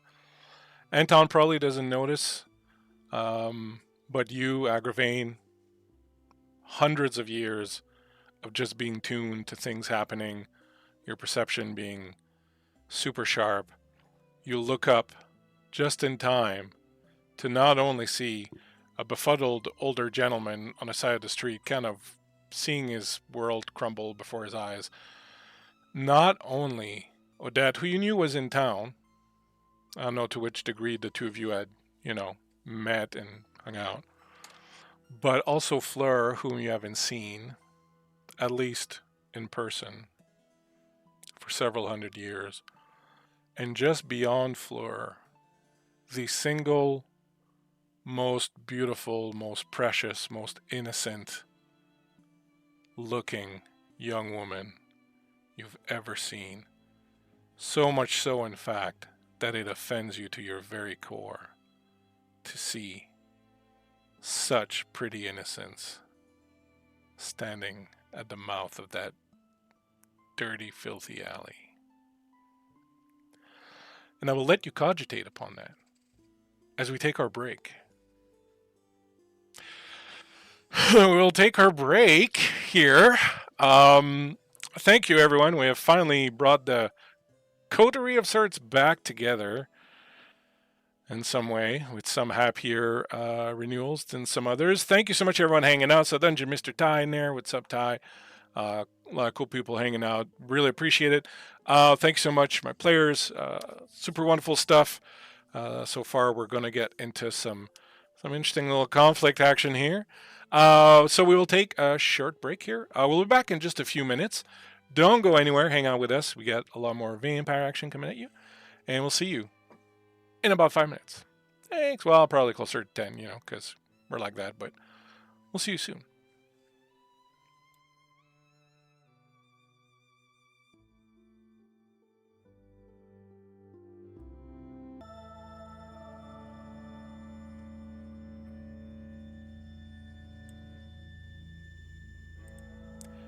We have returned, ha ha ha.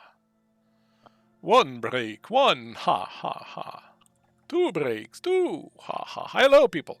We're back. We're back in town, Chicago, to be precise. Thanks for hanging out with us. We appreciate you greatly. Just before the break, we saw Agravain kill someone. Mornian use, basically finish off Agravain's leftovers.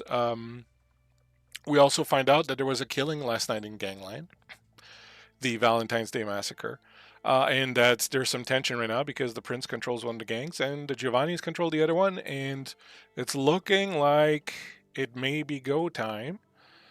Some of the elders of the city have been convened to the Elysium, the gallery, the speakeasy that is the Prince's Elysium.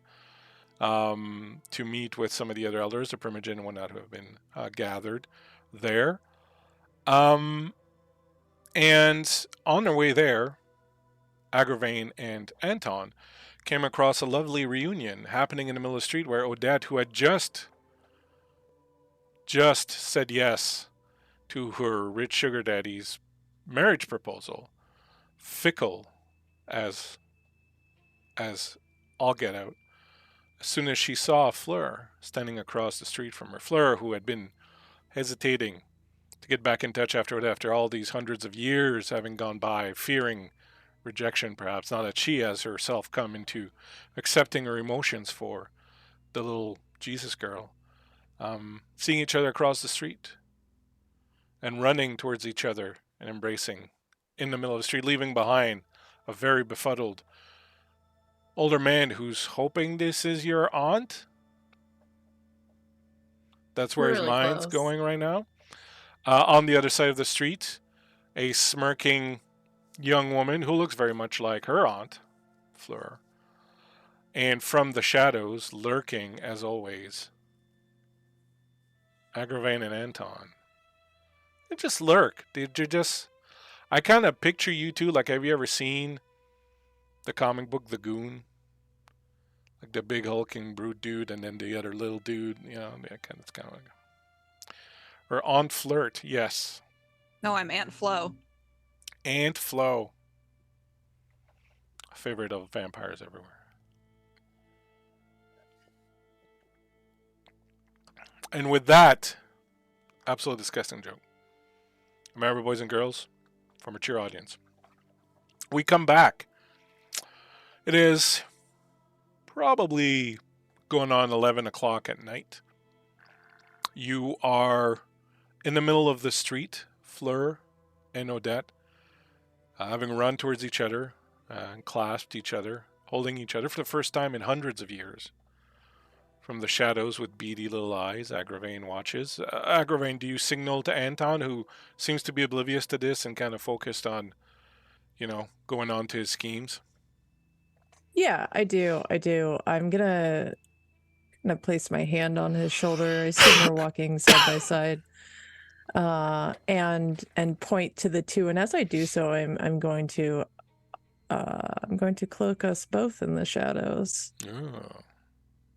Anton, you look in the direction that Agravain is pointing, and you see the reunion taking place in the middle of the street. How sweet.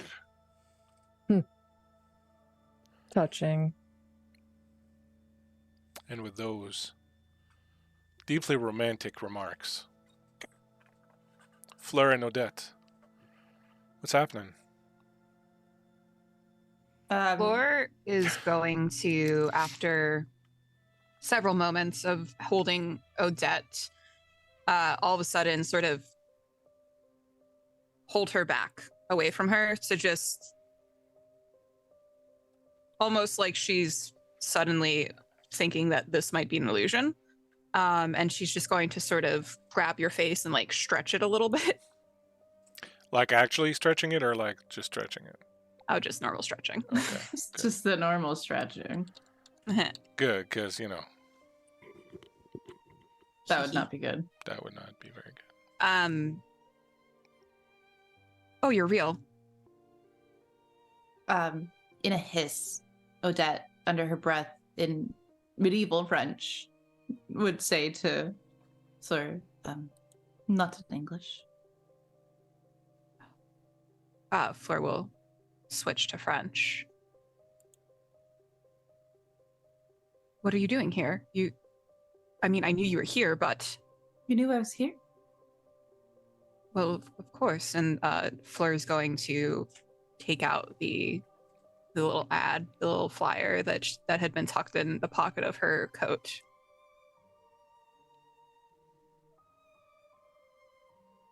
Nervously, Odette sort of gives a shrug and says, I live here. I live in Chicago, and I work here. You're doing good for yourself? You're okay? Extremely well. In fact, I've never been better. In fact, Chicago and really this decade has been my best. Oh, Dad, Ah. is everything okay? An old friend, darling. Oh, okay. Maybe she knows the way. Maybe. Fleur is going to sort of glance over Odette's shoulder, taking like stock of the man, before turning back to Odette. Who's that? Henry. My Mortal. yes. Thus the French.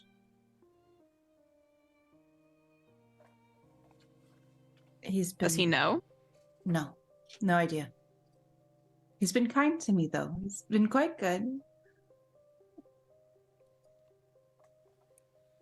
I imagine that Fleur feels something like bubbling up inside of her. And it's sort of starting to overtake the joy that she had felt at seeing Odette for the first time. And it's something that she's never felt before. It would be jealousy. She's jealous. And she doesn't quite know how to respond to that, because it's something that she's never really felt before, not in her really mortal life, nor in her kindred life.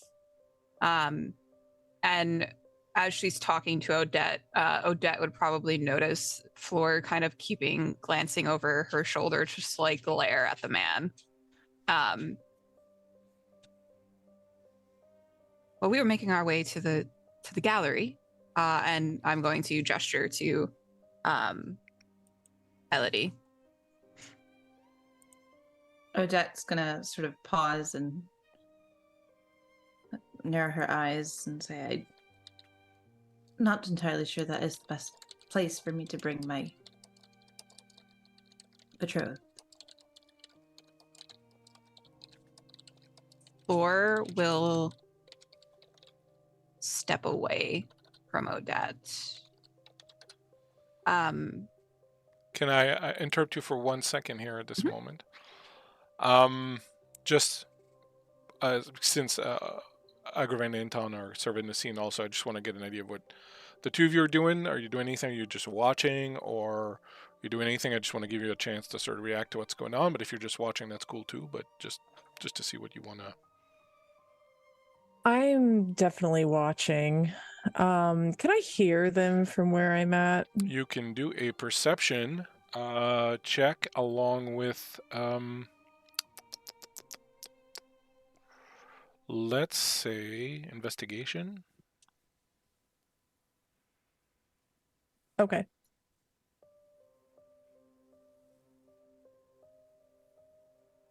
Or actually, or Wow, alertness if you want. So many fucking dice. That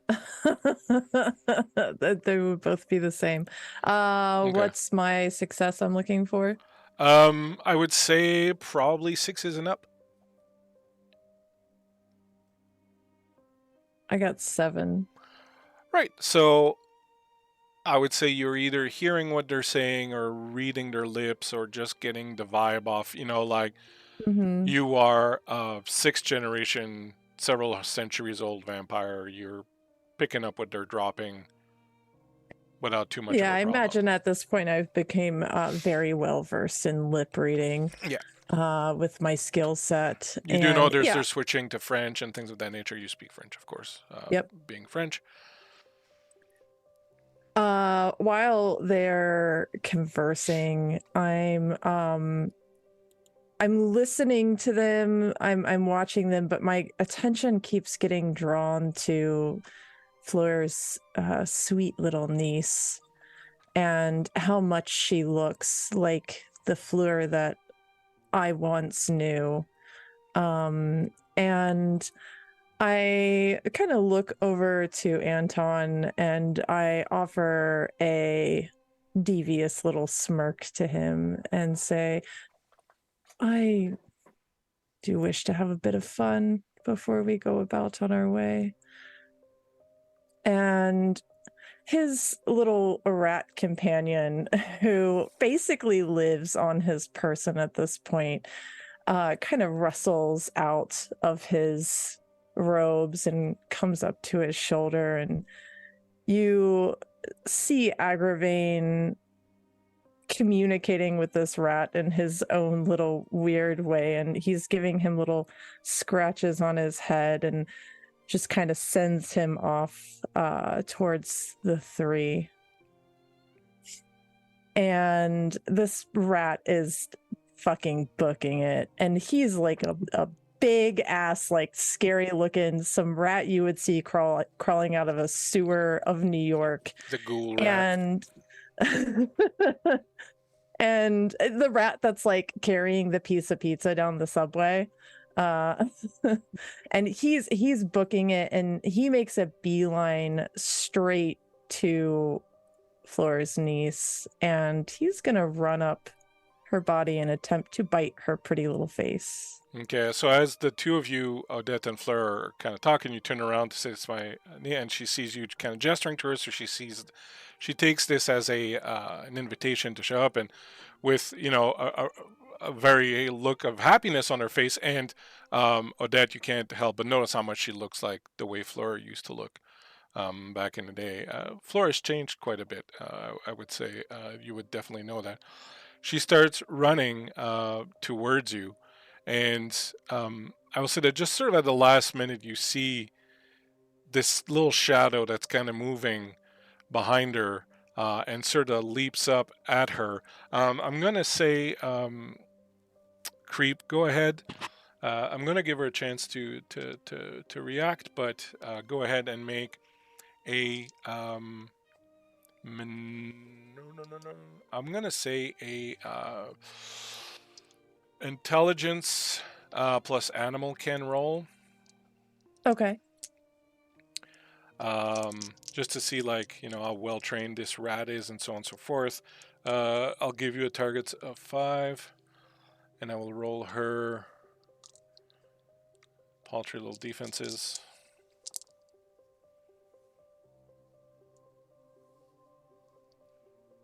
That's 3 successes for me. Okay, so it's actually a tie, but I give ties to attacker. So the lot of you see at this sort of at the same time, this rat starts to climb up her, and I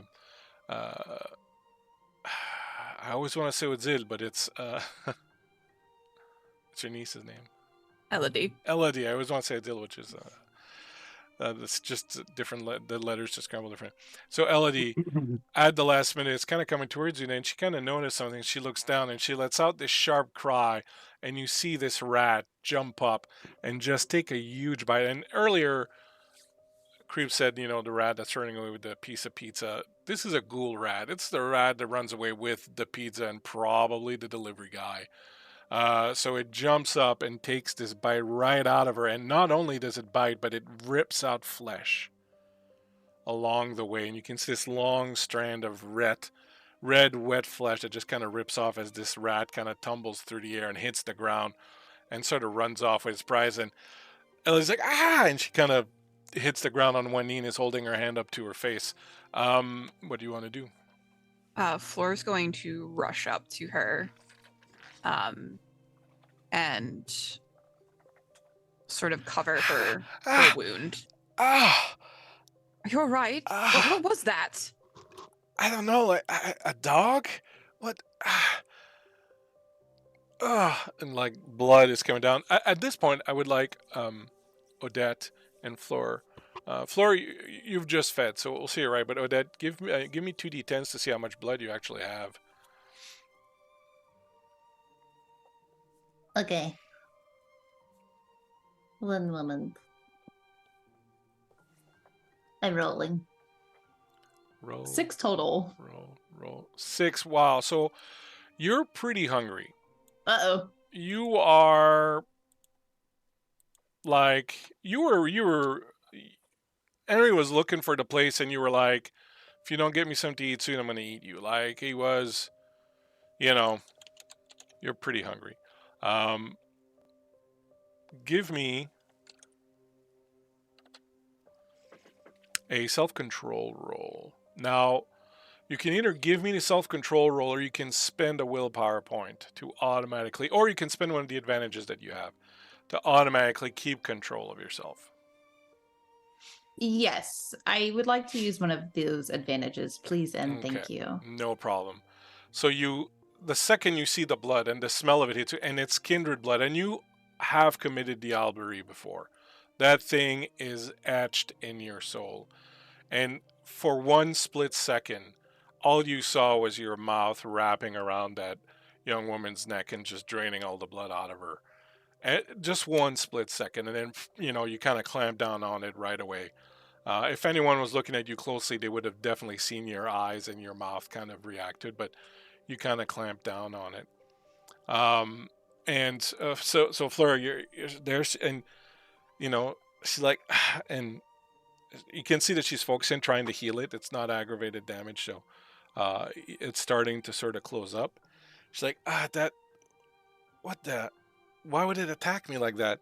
And Henry comes running over, and he comes to you, Odette, and he's like, oh, dear God, was that a rat? I've never seen a rat so big in my life. Do you think she's all right? Should I go to her? Immediately, Odette's going to put her hand on Henry's forehead. Oh, my darling, you're breaking out into a horrible fever. I am? I feel Yes. fine? Obviously not. You just saw a small, tiny normal rat and thinking that it's just so huge, and clearly you're feverish, my dear. All right, that's possible. But we should help this girl. And he starts sort of moving towards. Yes, I think she's okay, and she's sort of glancing over to see where she is on the healing process.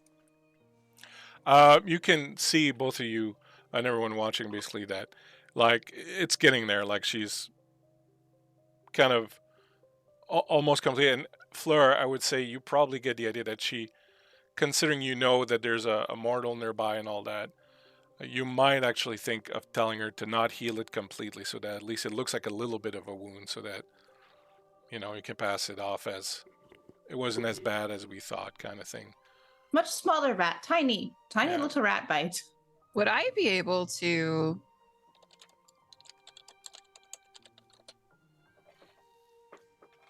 mesmerize Henry? Yeah, certainly. Once he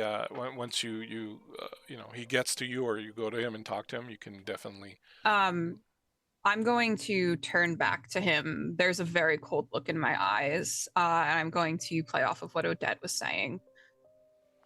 Yes, sir. You look ill. Perhaps you should go home. Go ahead and give me a manipulation plus subterfuge.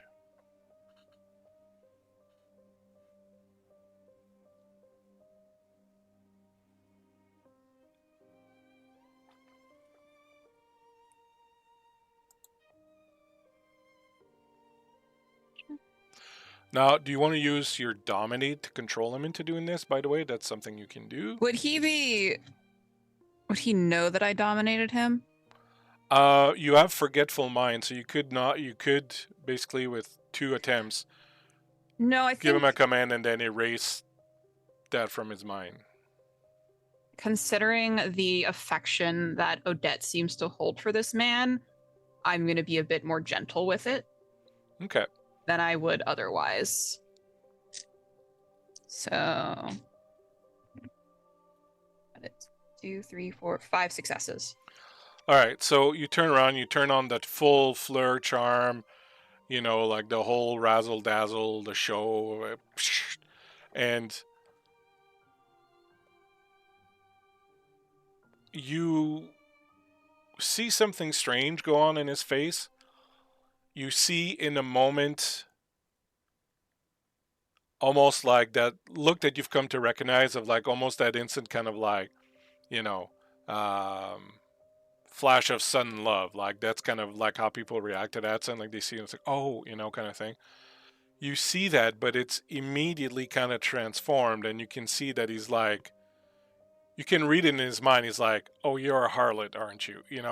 And you've never really gotten that response before from someone that you've used this on. But you can tell that there is still that wanting to please you, that that you did use your entrancement, so there is that wanting to please you, that wanting to do what you want kind of thing. Mm-hmm. But there is a little bit of that self-loathing for wanting to do that. You get the sense that this guy, he's got Jesus in his heart also. Like, he's like, you're really dirty and you're making me think dirty things and you're really bad for doing it, but I can't help myself, sort of thing. You can really tell that this guy's like, he's not faking his piousness. He's the real deal. But still, he's like, yes. Well, if you're all right, then yes, I'll absolutely. I'm sorry to have disturbed you. I'm very sorry, very sorry. And he sort of turns around and will go back towards Odette. What are Agravain and Anton doing during all this?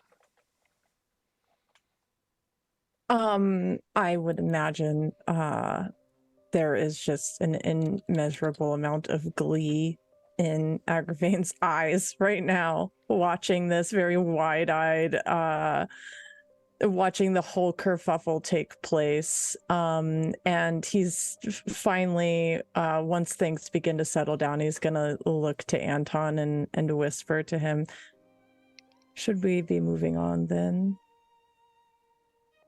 Anton will look back almost with like that proud, good job look, give you a quite a smirk. Yes, maybe we should continue our way. Do you keep the obfuscate on as you depart? Yes. Okay. Odette, you see Henry coming back towards you. I think the girl's all right. The wound doesn't look as bad as I thought. Perhaps we should leave them be. What do you think, darling? Should we? I'm not terribly in the mood for going out anymore, but perhaps we could go back to your apartment and perhaps read a few psalms before I depart tonight and go back home and leave these. And he says the word with a hint of what in it. These women to their own affairs, and you can tell that in his mind, like, these are two prostitutes. Like, that's where his mind went with all that, and he's just like, Oh no, Henry. This is a dear old friend of mine. oh, they seem to be popping out of the woodwork tonight. They just must have just come to town recently. I wonder if they're maybe lost here in Chicago. I have not seen her in quite some time, but my darling, you are quite under the weather. Why don't you go back to my apartment? Rest there, and I will come to see you and tend to you. And we can pray together then, once I escort the ladies home. I wouldn't feel right being in your apartment with you now, Darren, and waiting for you so late. If you'll swear to me that you'll be careful and you'll take a cab home tonight, and he's reaching in his thing to pull out some money, I'll go home, and perhaps tomorrow we might meet again. Tomorrow I could come by after work, and we could, start fresh, start anew, as if tonight had never happened.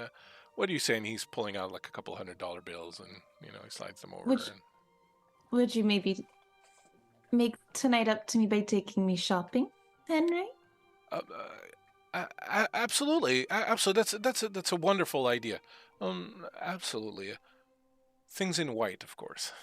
Of course. And she takes the money from him very quickly. You'll take a cab and you'll be careful, right? And he kind of gives a dirty look towards. But it's weird because he's still under the awe, right? The awe power of Florence. So he gives her this dirty look, but at the same time, there's that, man, I would, just fuck the Lord in her, kind of.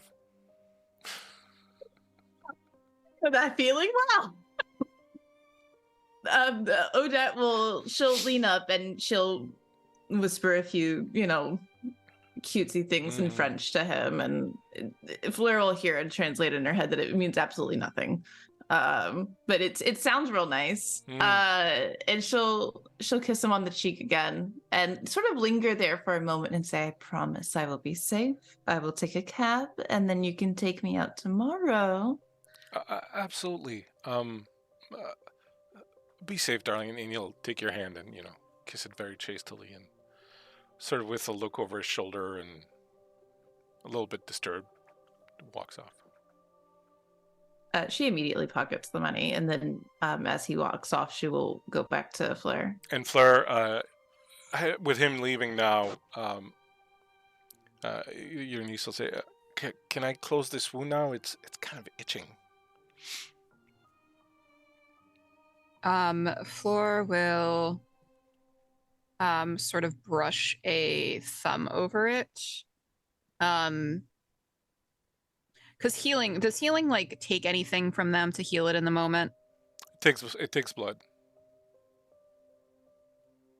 Would she be able to heal it for her?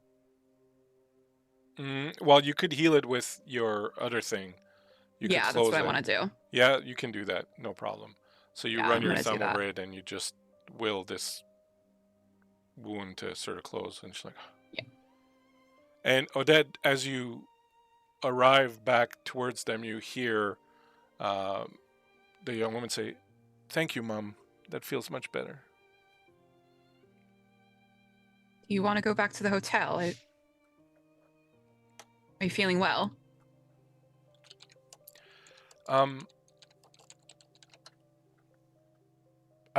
all right. I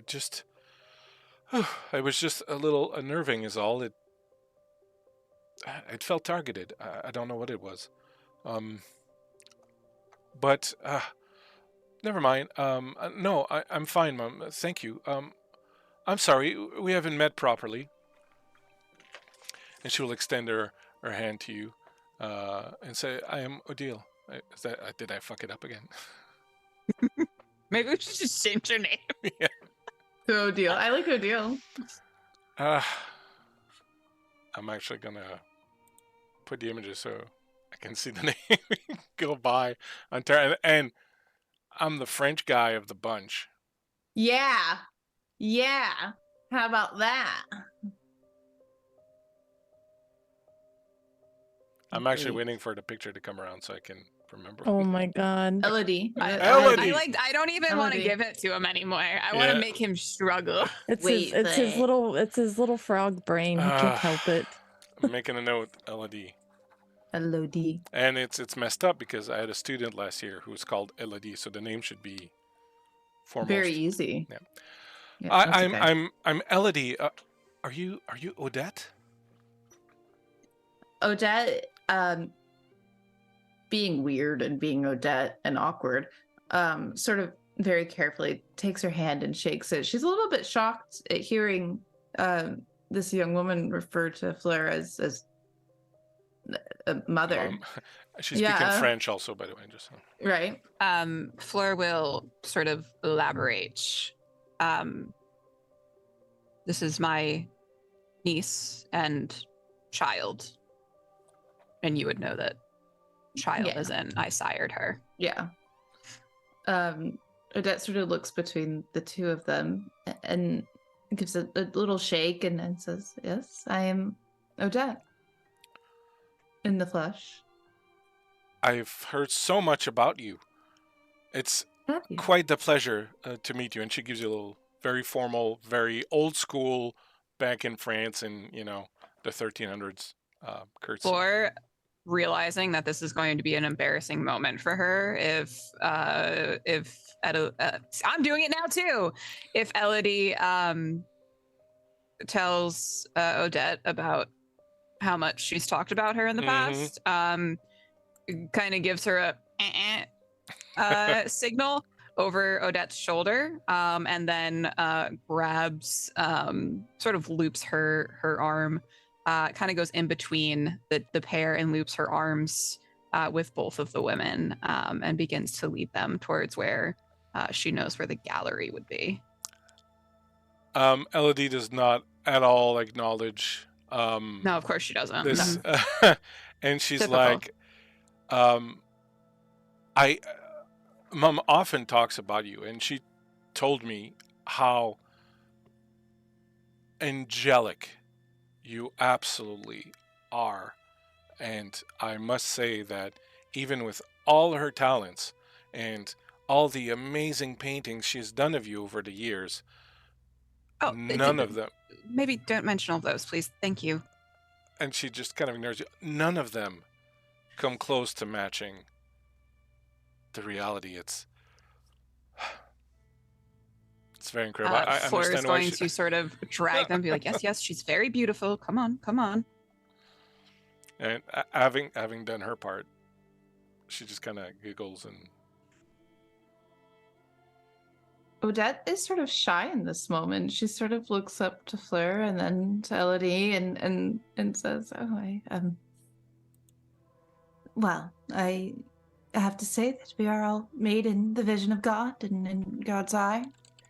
So in a way, we all are a little bit angelic, aren't we?" And as she says that, she sweeps her eyes over to Fleur. "You look different."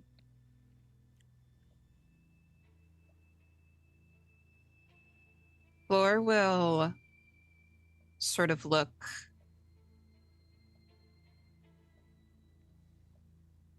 conflicted. Her brow sort of furrows.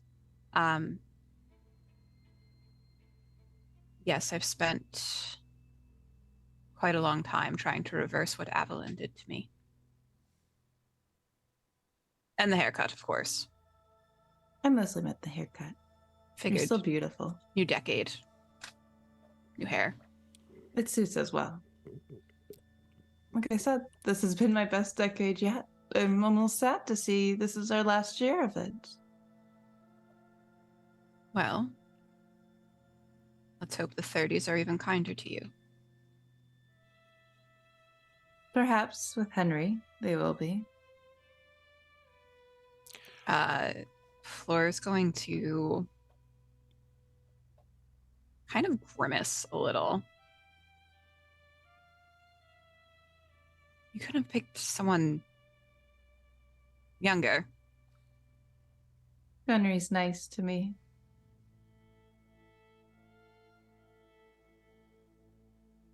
Young men aren't nice. We know that. And then she's going to kind of grab Odette's left hand to look at the ring. And then she's going to kind of give a little, quaint. I'm sorry. Is that not up to your standard?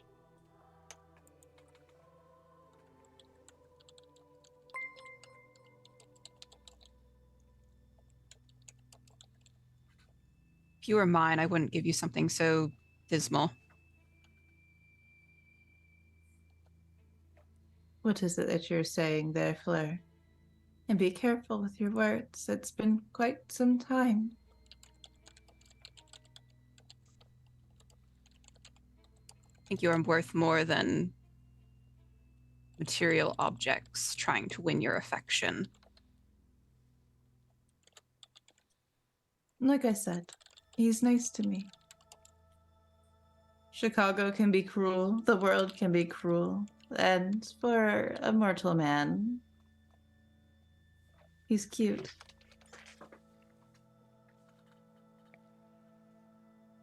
And what will you do when he's gone? I don't know yet. That's for the future to find out. God decides when he leaves me. And if God decides that he doesn't, then he doesn't.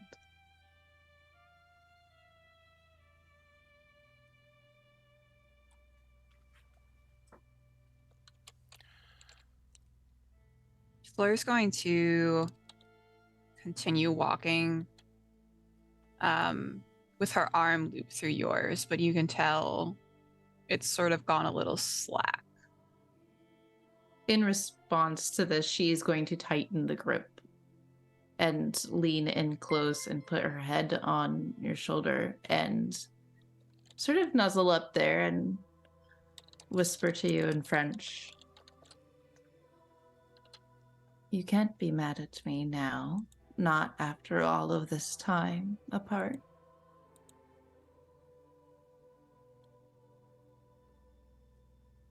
Could never be mad at you to begin with.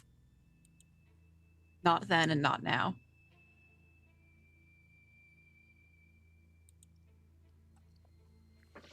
And as the two of you, or three of you rather, with Elodie, make your way towards the gallery in the Prince's Elysium, holding each other's hands, feeling the years, perhaps for the first time, insinuate themselves between you.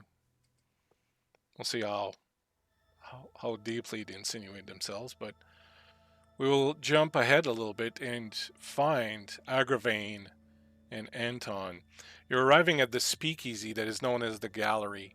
The speakeasy belongs to the prince and is an area of Elysium where the Masquerade is not threatened by the presence of mortals. Of course, it is an Elysium, so only the Keeper of Elysium and the Sheriff and the Prince have any right to do any sort of violence or conflict action or the use of disciplines, etc., etc. And this is enforced very strictly. You arrive going in through down towards where the canals are and coming in through a little really nondescript door in the back, down along a tunnel that is just this carved rock that is covered with this moisture that's constantly there no matter the time of year.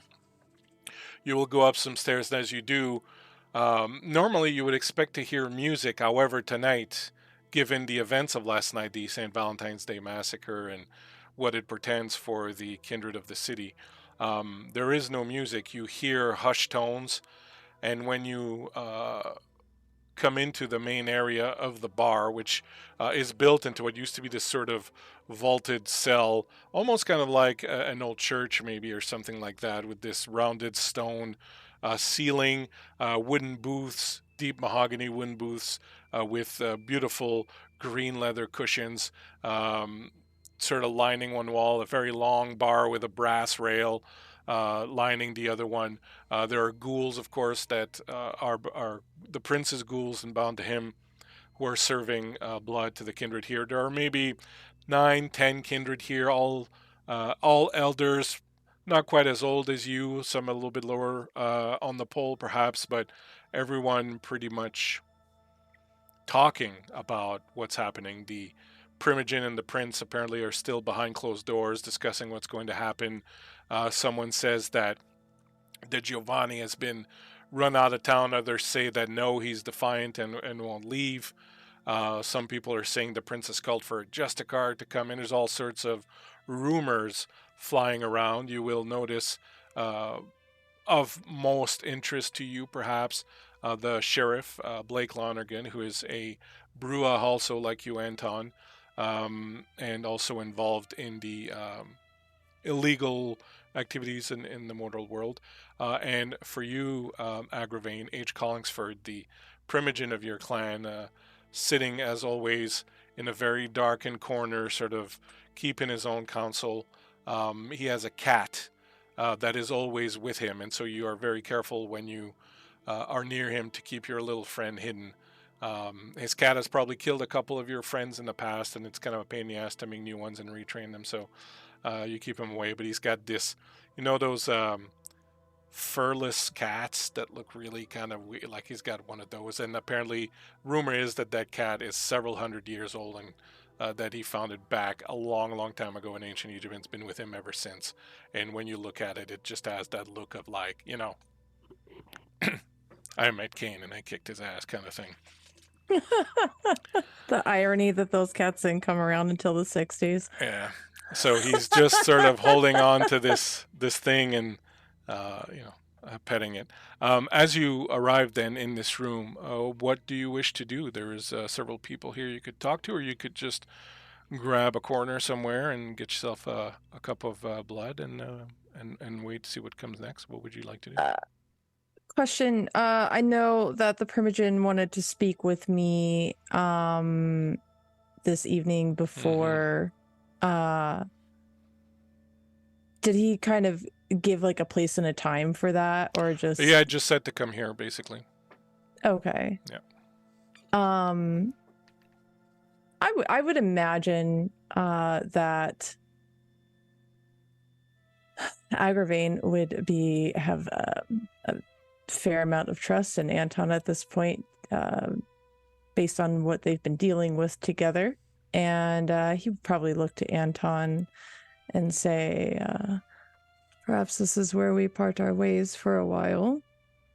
I have someone I need to speak with, as do you.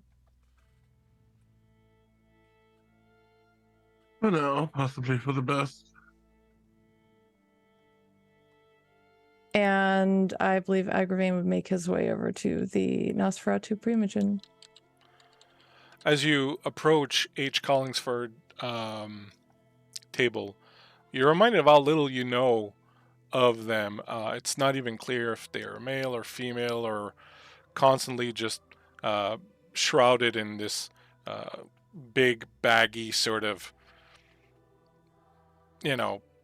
ancient-looking, just like a big, I don't even know how to describe it. It's just like this garment. It's literal, like you can place it in a time or place or give it some sort of name. It's just this big tarp, basically, that Collingsford wears.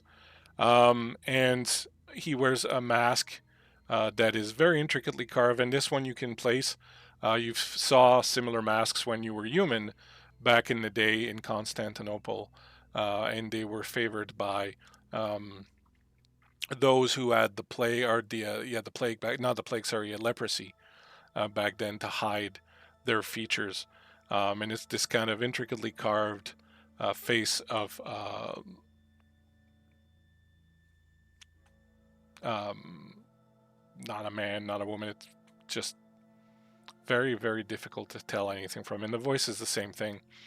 And as you approach, they'll say, friend Agravain, such a pleasure to see you again. I was despairing to find any sort of worthwhile company among this lot.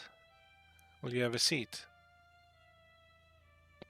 Agravain bows his head to the Primogen and he quietly takes a seat.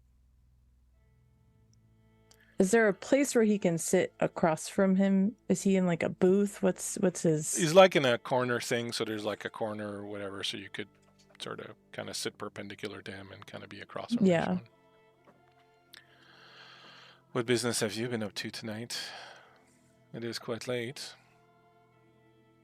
I was told to come and see you. I had a little dinner and made my way over. Satisfying, was it? Not in the way that I wanted it to be.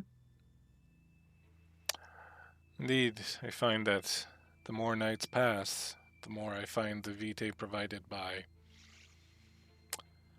those little sheep that run outside to be less and less satisfying, but we make do with what we must.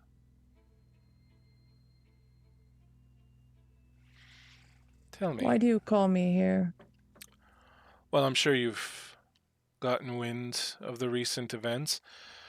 The prince is about to announce that he has already placed a call into a friend of his, Tremere Justicar, and that a Archon is on its way here to handle the matter. I believe they will force the Giovanni to leave the city. If he does so, he will be permitted to do so with his life, but must leave all his resources behind. And if he does not, well, que sera, sera. I was a little concerned about you. I know you're friends with, and he kind of just looks up towards where Anton is. Is he still only a triple agent turncoat now, or has he gravitated to being a quadruple agent at this point? I'm starting to lose count of how many people he serves and betrays. Anton does as Anton wishes. He is an old friend. You should be careful that old friends don't turn into albatrosses.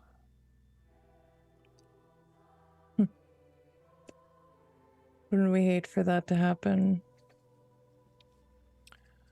There will be a certain reckoning to have at this point.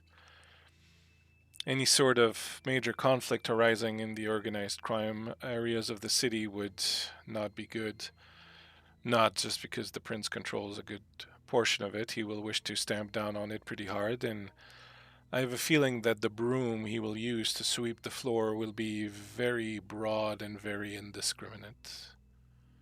It is very possible that some of the more fringe players might be swept up like so many dust bunnies off into the garbage. And what makes you worry about me?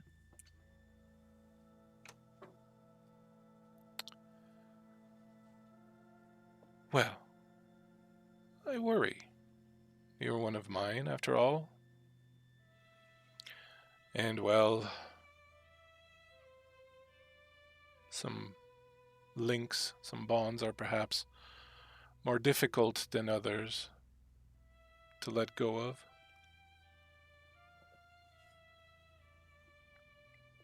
But I will let you decide what is best for you in this particular matter.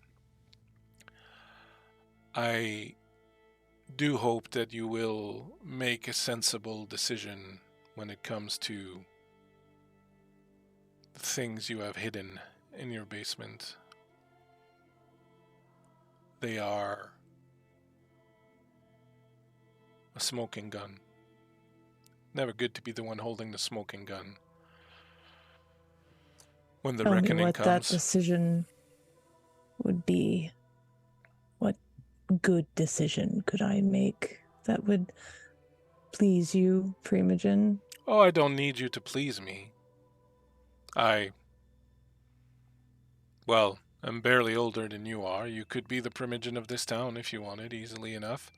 I see you as more of an equal than anything else, and perhaps the only one who, to a certain degree, perhaps understands me well in this place. I would hate to lose you. But I would never want to tell you what to do. I will simply call upon your sagaciousness and wisdom, hard-earned after these long years, to perhaps listen to the angel's voice on your shoulder telling you that self-preservation is not always a coward's way.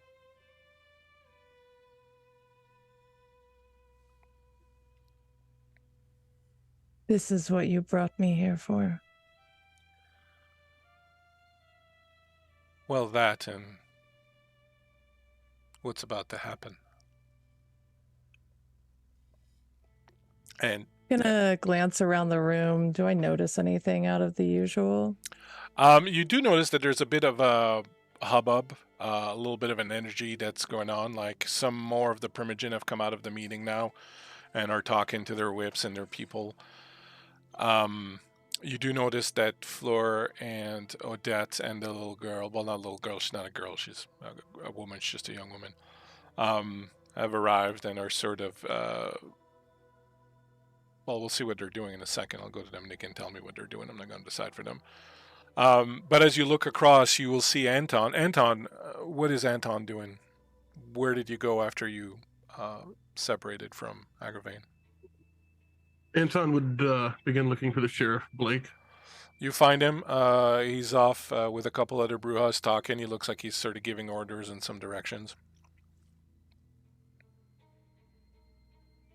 I just kind of walk up and wait for him to finish his instructions, and then the instructions he's giving, you kind of get the sense that he's basically telling everyone to get ready. It's gonna get ugly. You know, basically, it looks like it's gonna be war or something to that effect. And I want to say on the human level, like it's mostly like marshaling the human forces of law enforcement and crime. We're not talking vampires going to war with vampires here. So you approach and you say that. He looks over. He's like, "Where the fuck you been all night? Fucking city's about to blow up, and you're fucking gallivanting around." Had some things to take care of. Well, I hope those things come with a little present for me. Kind of information you getting from the other side. You are still connected to the Boundary Clan, right? You still fucking get information for me from them? Absolutely. I may have come across something more than information. What would that be? A small stash. Small stash. Like a tiny mustache? What? Talk to me. No. A large amount of alcohol, some firearms, feelings.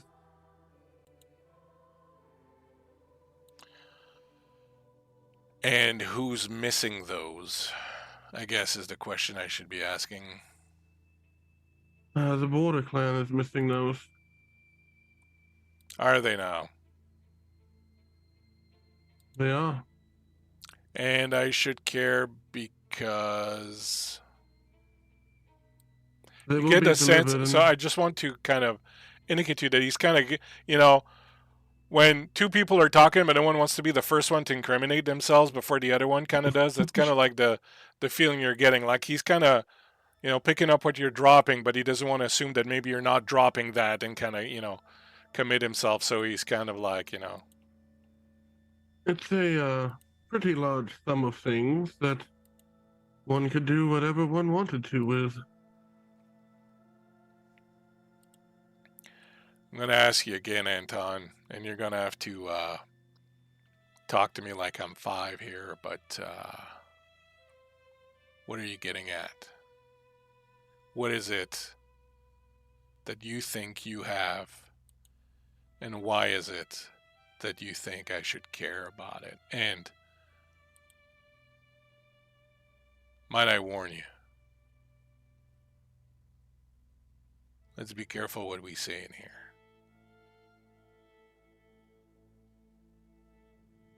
I have no need to be careful. They're for the prince, you know. And Anton's gonna kind of look around and just kind of take in his surroundings. You're currently kind of isolated a little bit. You can tell that there's stuff happening. You can see that Agravain's kind of looking at you from across the way. You can see that Odette and Fleur have come in. You can tell something's about to happen. Like there's that feeling in the air. The Primogen have come out of the meeting with the prince, and there's a lot of energy and kind of talk and whatnot. And it definitely feels like something's about to happen.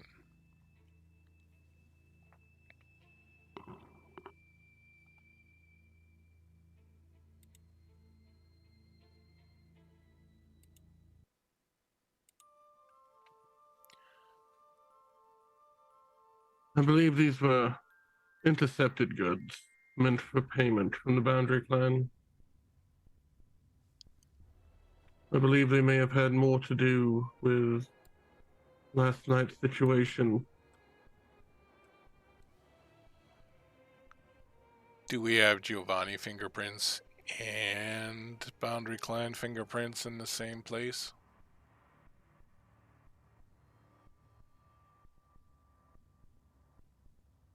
It does appear as such.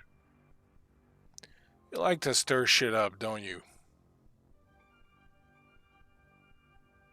I like to do my job. He kind of looks around, takes in the surroundings too.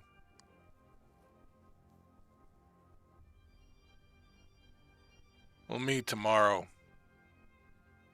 right after dusk. The old firehouse. We'll be able to talk more comfortably there. Is your ugly friend there involved? And Anton will kind of turn and look towards Agravain. A very old friend of mine. They will not have any issue. You gotta watch out for those sewer rats, man. At the end of the day, all they really care about is whatever information they can get out of you. I hope you have a good grasp on what kind of relationship you got with this feller. I believe I have a very good grasp. And Anton will say that almost pointedly. And as Anton is saying that very pointedly, Fleur and Odette and Elodie, you have walked into this place and immediately you feel the energy that's going on. There's like that calm before the storm kind of feeling. You get the feeling that something pretty important's about to happen. You can spot Agravain in one corner, and Anton also. Fleur, it's the first time you see the two of them. You recognize Anton right away. Agravain, it probably takes a couple of seconds longer, but you know, you do kind of suss him out. Would Odette have had seen Agravain and Anton in Chicago at all? Unless they all had come here on a regular basis, I would imagine. But You even definitely then, wouldn't have seen Agravain. Agravain probably seen me. Just kidding. Well, so I would say you probably haven't seen Agravain, but you would know he's in town because he's an elder, Yeah. so it would be known. Anton Yeah. has probably been more kind of under the radar, Okay. but you may not have run into them it's not like Kindred just hang around every weekend because they got nothing better to do. Yeah. So, well, in that case, then, at the sight of the two of them, and really her last memories being so violent with them, despite helping each other, she's gonna cling a little closer to Fleur. She's got a little trauma,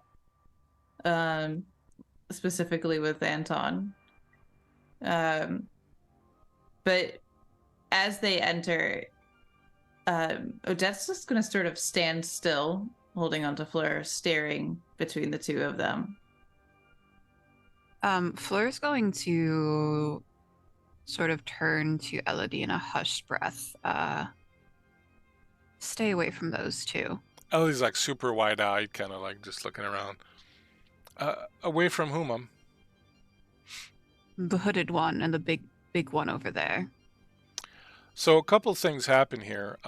As you say that, she kind of looks over, and Agravain, you look over at the same time, and you lock eyes with Elodie just kind of at the same time, and you see Fleur in your niece this immediate look of intrigue and fascination at what she's seeing. Agravain, you don't miss it either. You can see it right away in this young woman's face that she's locked onto you, and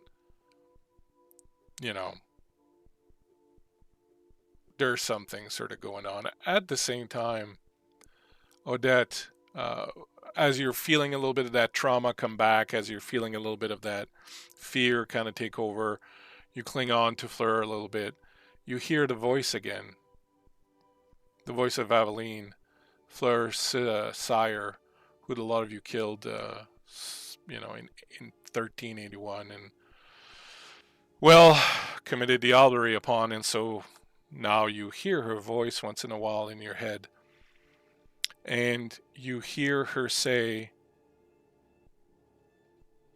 "It's too late, Odette. You can't stop what's coming now. Remember, it was always the most pious ones that burned first."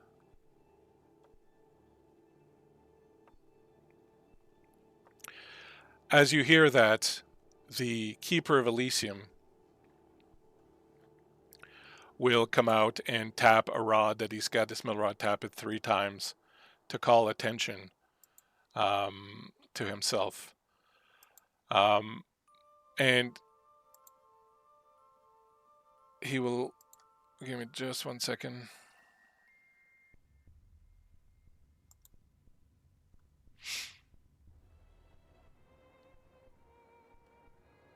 I said him, but it's a woman. That's why I wanted to go double check. The keeper of Elysium is a Ventru named Sahura. She is relatively new to the city, and as opposed to what you might have expected of a Ventru, is rumored to have helped Campbell depose the former Ventru prince, and so she's kind of seen as a little bit of a turncoat by the Ventru who lost control of the city when Campbell came in.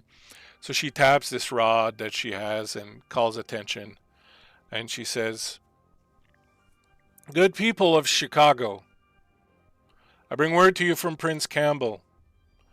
The prince is currently still in discussion with some of the elders, but he has reached a decision. First, know that the actions that took place last night are considered a breach of Elysium, an attack upon the rights of the prince.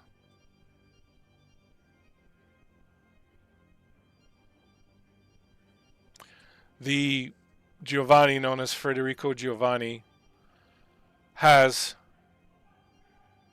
been marked anathema and will be forced to leave the city. The Prince Campbell, in his wisdom, is called upon an old friend of his, the Tremere Archon, Reyna Lindworm, who has dispatched one of her Archons to deal with the situation. Ladies and gentlemen,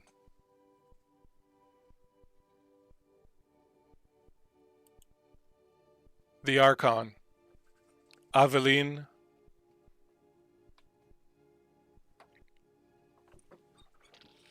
de Lyon of Clan Toreador, sweeping into the room, looking exactly as she did on that night so long ago when you killed her and committed diablerie upon her. Aveline comes sweeping into the room.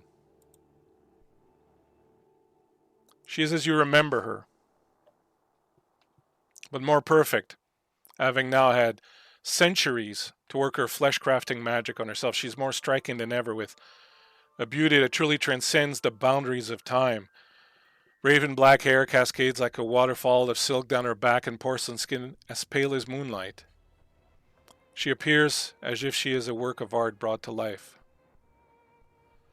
Her features are striking: high cheekbones, perfectly sculpted nose and lips that bear the trace of a sardonic smile, hinting at hidden well of wit and intelligence. She possesses an elegance that is both captivating and formidable.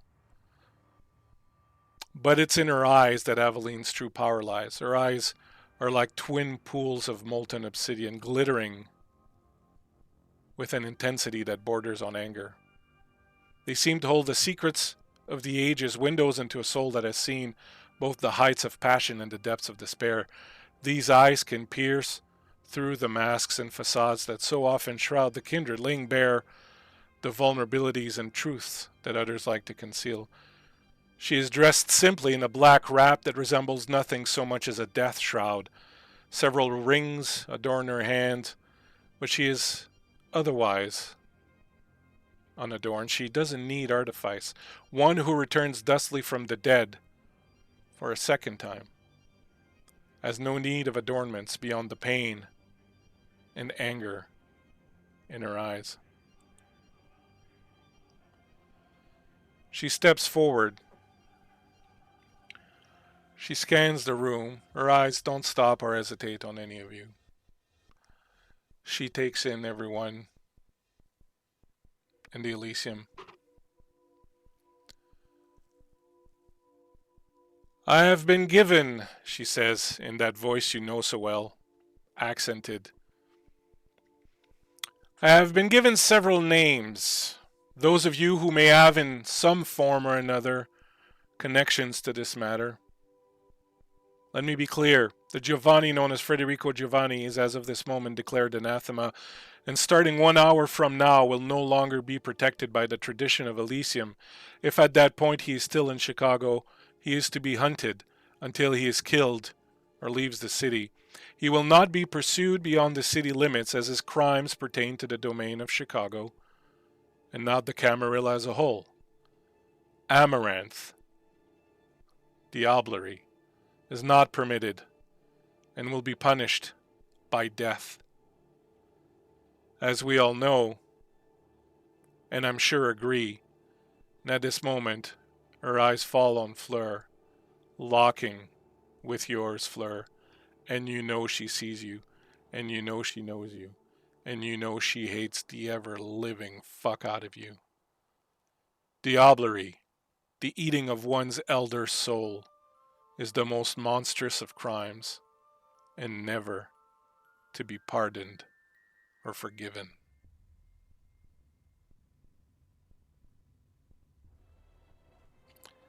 And on that note, my friends, we will end tonight's episode of Jesus Auto fucking da Fe. Christ. We're in danger. God damn it, Blake.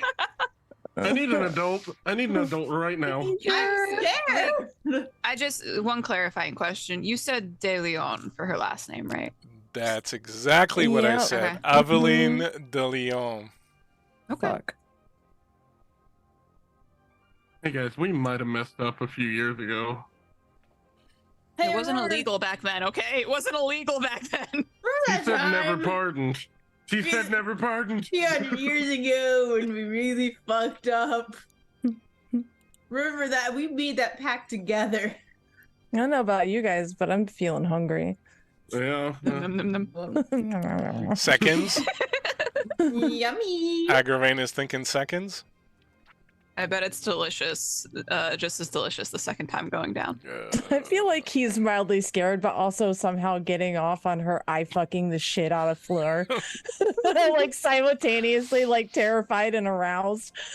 Like he wets himself, but like in a sexy way.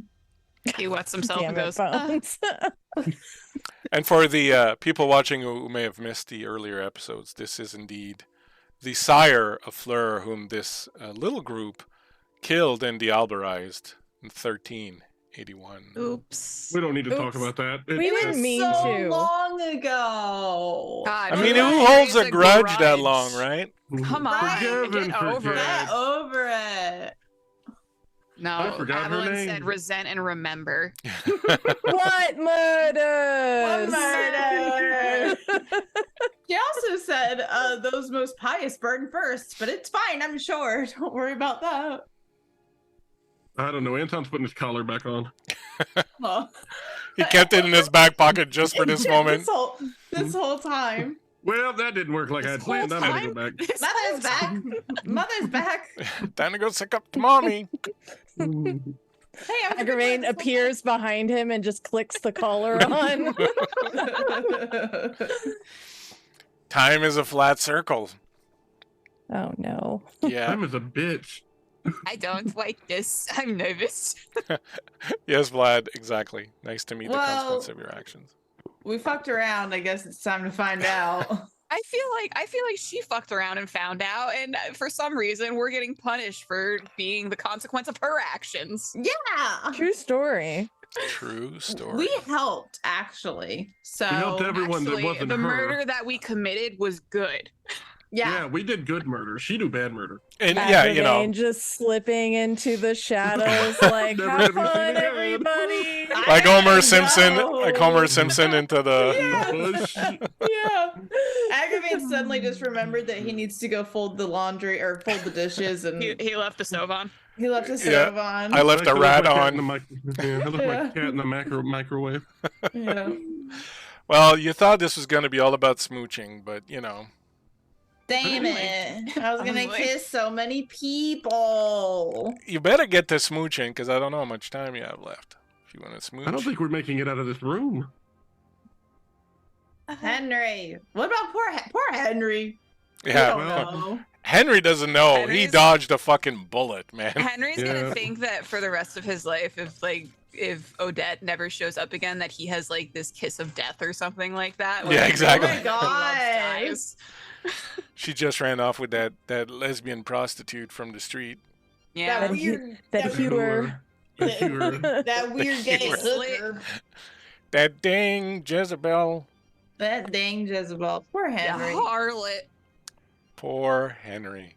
No, He Henry sure dodged got a a lot of bullet. He money. didn't. He doesn't know it, but he dodged a bullet. You know. He sure do got a lot of money to give to Odette. He's off to fuck the Lord and someone else. You should have done like a shotgun wedding and just gotten married that night. That way, when he eventually dies, you would get the money. I don't think she's making it till he eventually dies. I'm sure. No. Fine.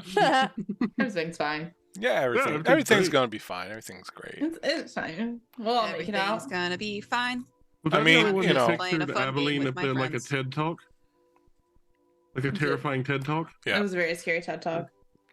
The Chronicle's only named after, like, you know, a burning pyre. So I don't know what y'all were expecting, but I hope it's not our pyre. I'm sure it is. It's Aveline's pyre. How about that? someone's pyre. Catch me outside. How about Catch, that? catch me outside. All right, Aveline, me and you. Why Me and you, You- 3 you- o'clock you out by the couldn't pyre. Right? I've been learning karate. Little Bones just out there doing their Charleston. While Aveline was being a bitch, Dun, dun, dun, dun, dun, Odette dun, studied the blade. She's like, I got katanas, bitch. Do you want to see her katana? You want to see my cocktail? Anyway, My katana. Well, this took a turn, sure as it did. always does with these fine folks. Thanks so much. It was a lot of fun. Usually when I plan an adventure or a story, there's always like one point that I'm just basically just waiting to get, and this was it. Like Yay. weeks now of just waiting for this moment. So, you know. Great. Yeah. Feels great. Yeah, I know. Feels great, I man. don't have to pee anymore. Okay, good job, Ruprecht. May I be excused? Yes, you may. Thanks so much. You're all absolutely so wonderful, and I can't overstate the cosplay. You brought it that first series, but this one you were like, I'm gonna take that cosplay from the first series and I'm gonna fuck the Lord into it, and then I'm gonna fucking drop kick it and elbow it in the face and here Oh, Well, you you are. messaged me and were like, I'm thinking about what about blonde floor? And I was just like, guess I gotta buy a wig now. Put it on your on your Mhm. income tax report. Tax write off. Thank you so much, Osric. Glad you enjoyed it. Dracarius, everybody else is hanging out. Please meet my absolutely wonderful cast. We'll start with the one who's just trying to smooch. She just wanted to smooch someone, and here she is fucking facing, death, doom, destruction. The Bones. What's up, Bones? Hi. You look Hi, fantastic, that's Bones. me. Yes. Thanks. I feel fantastic. What you got going on? What would you like to share with these fine people watching us? Well, so if you are into indie games, that's what I do over on my channel. Is I play a lot of indie games. In fact, so many that I'm inundated with them. We do dev talks, so interviews with indie game developers, along with a lot of 7 days, and then now a new show that I do, the Saturday special, where I play a AAA game on Saturdays, and it's a good time. And you can also catch me playing TTRPGs all around the web with all my friends. And Catch you outside? Catch me outside, Athleen. 50 fans? There you go. Thank you so much, Bones, for bringing it. I appreciate you. Next up, someone who's bringing it also, the man, the myth, the legend, the beard, Mornian. What I up, am yo? the beard. I am the beard. You can What find about the me- beards, man? They're very nice. You can find me from time to time on my own stream, but typically just in one of these fun ladies' chats, being a general nuisance. So Hey. come hang out. It's a living. Mhm. It's a living. I mean, could be worse. True. Could be worse.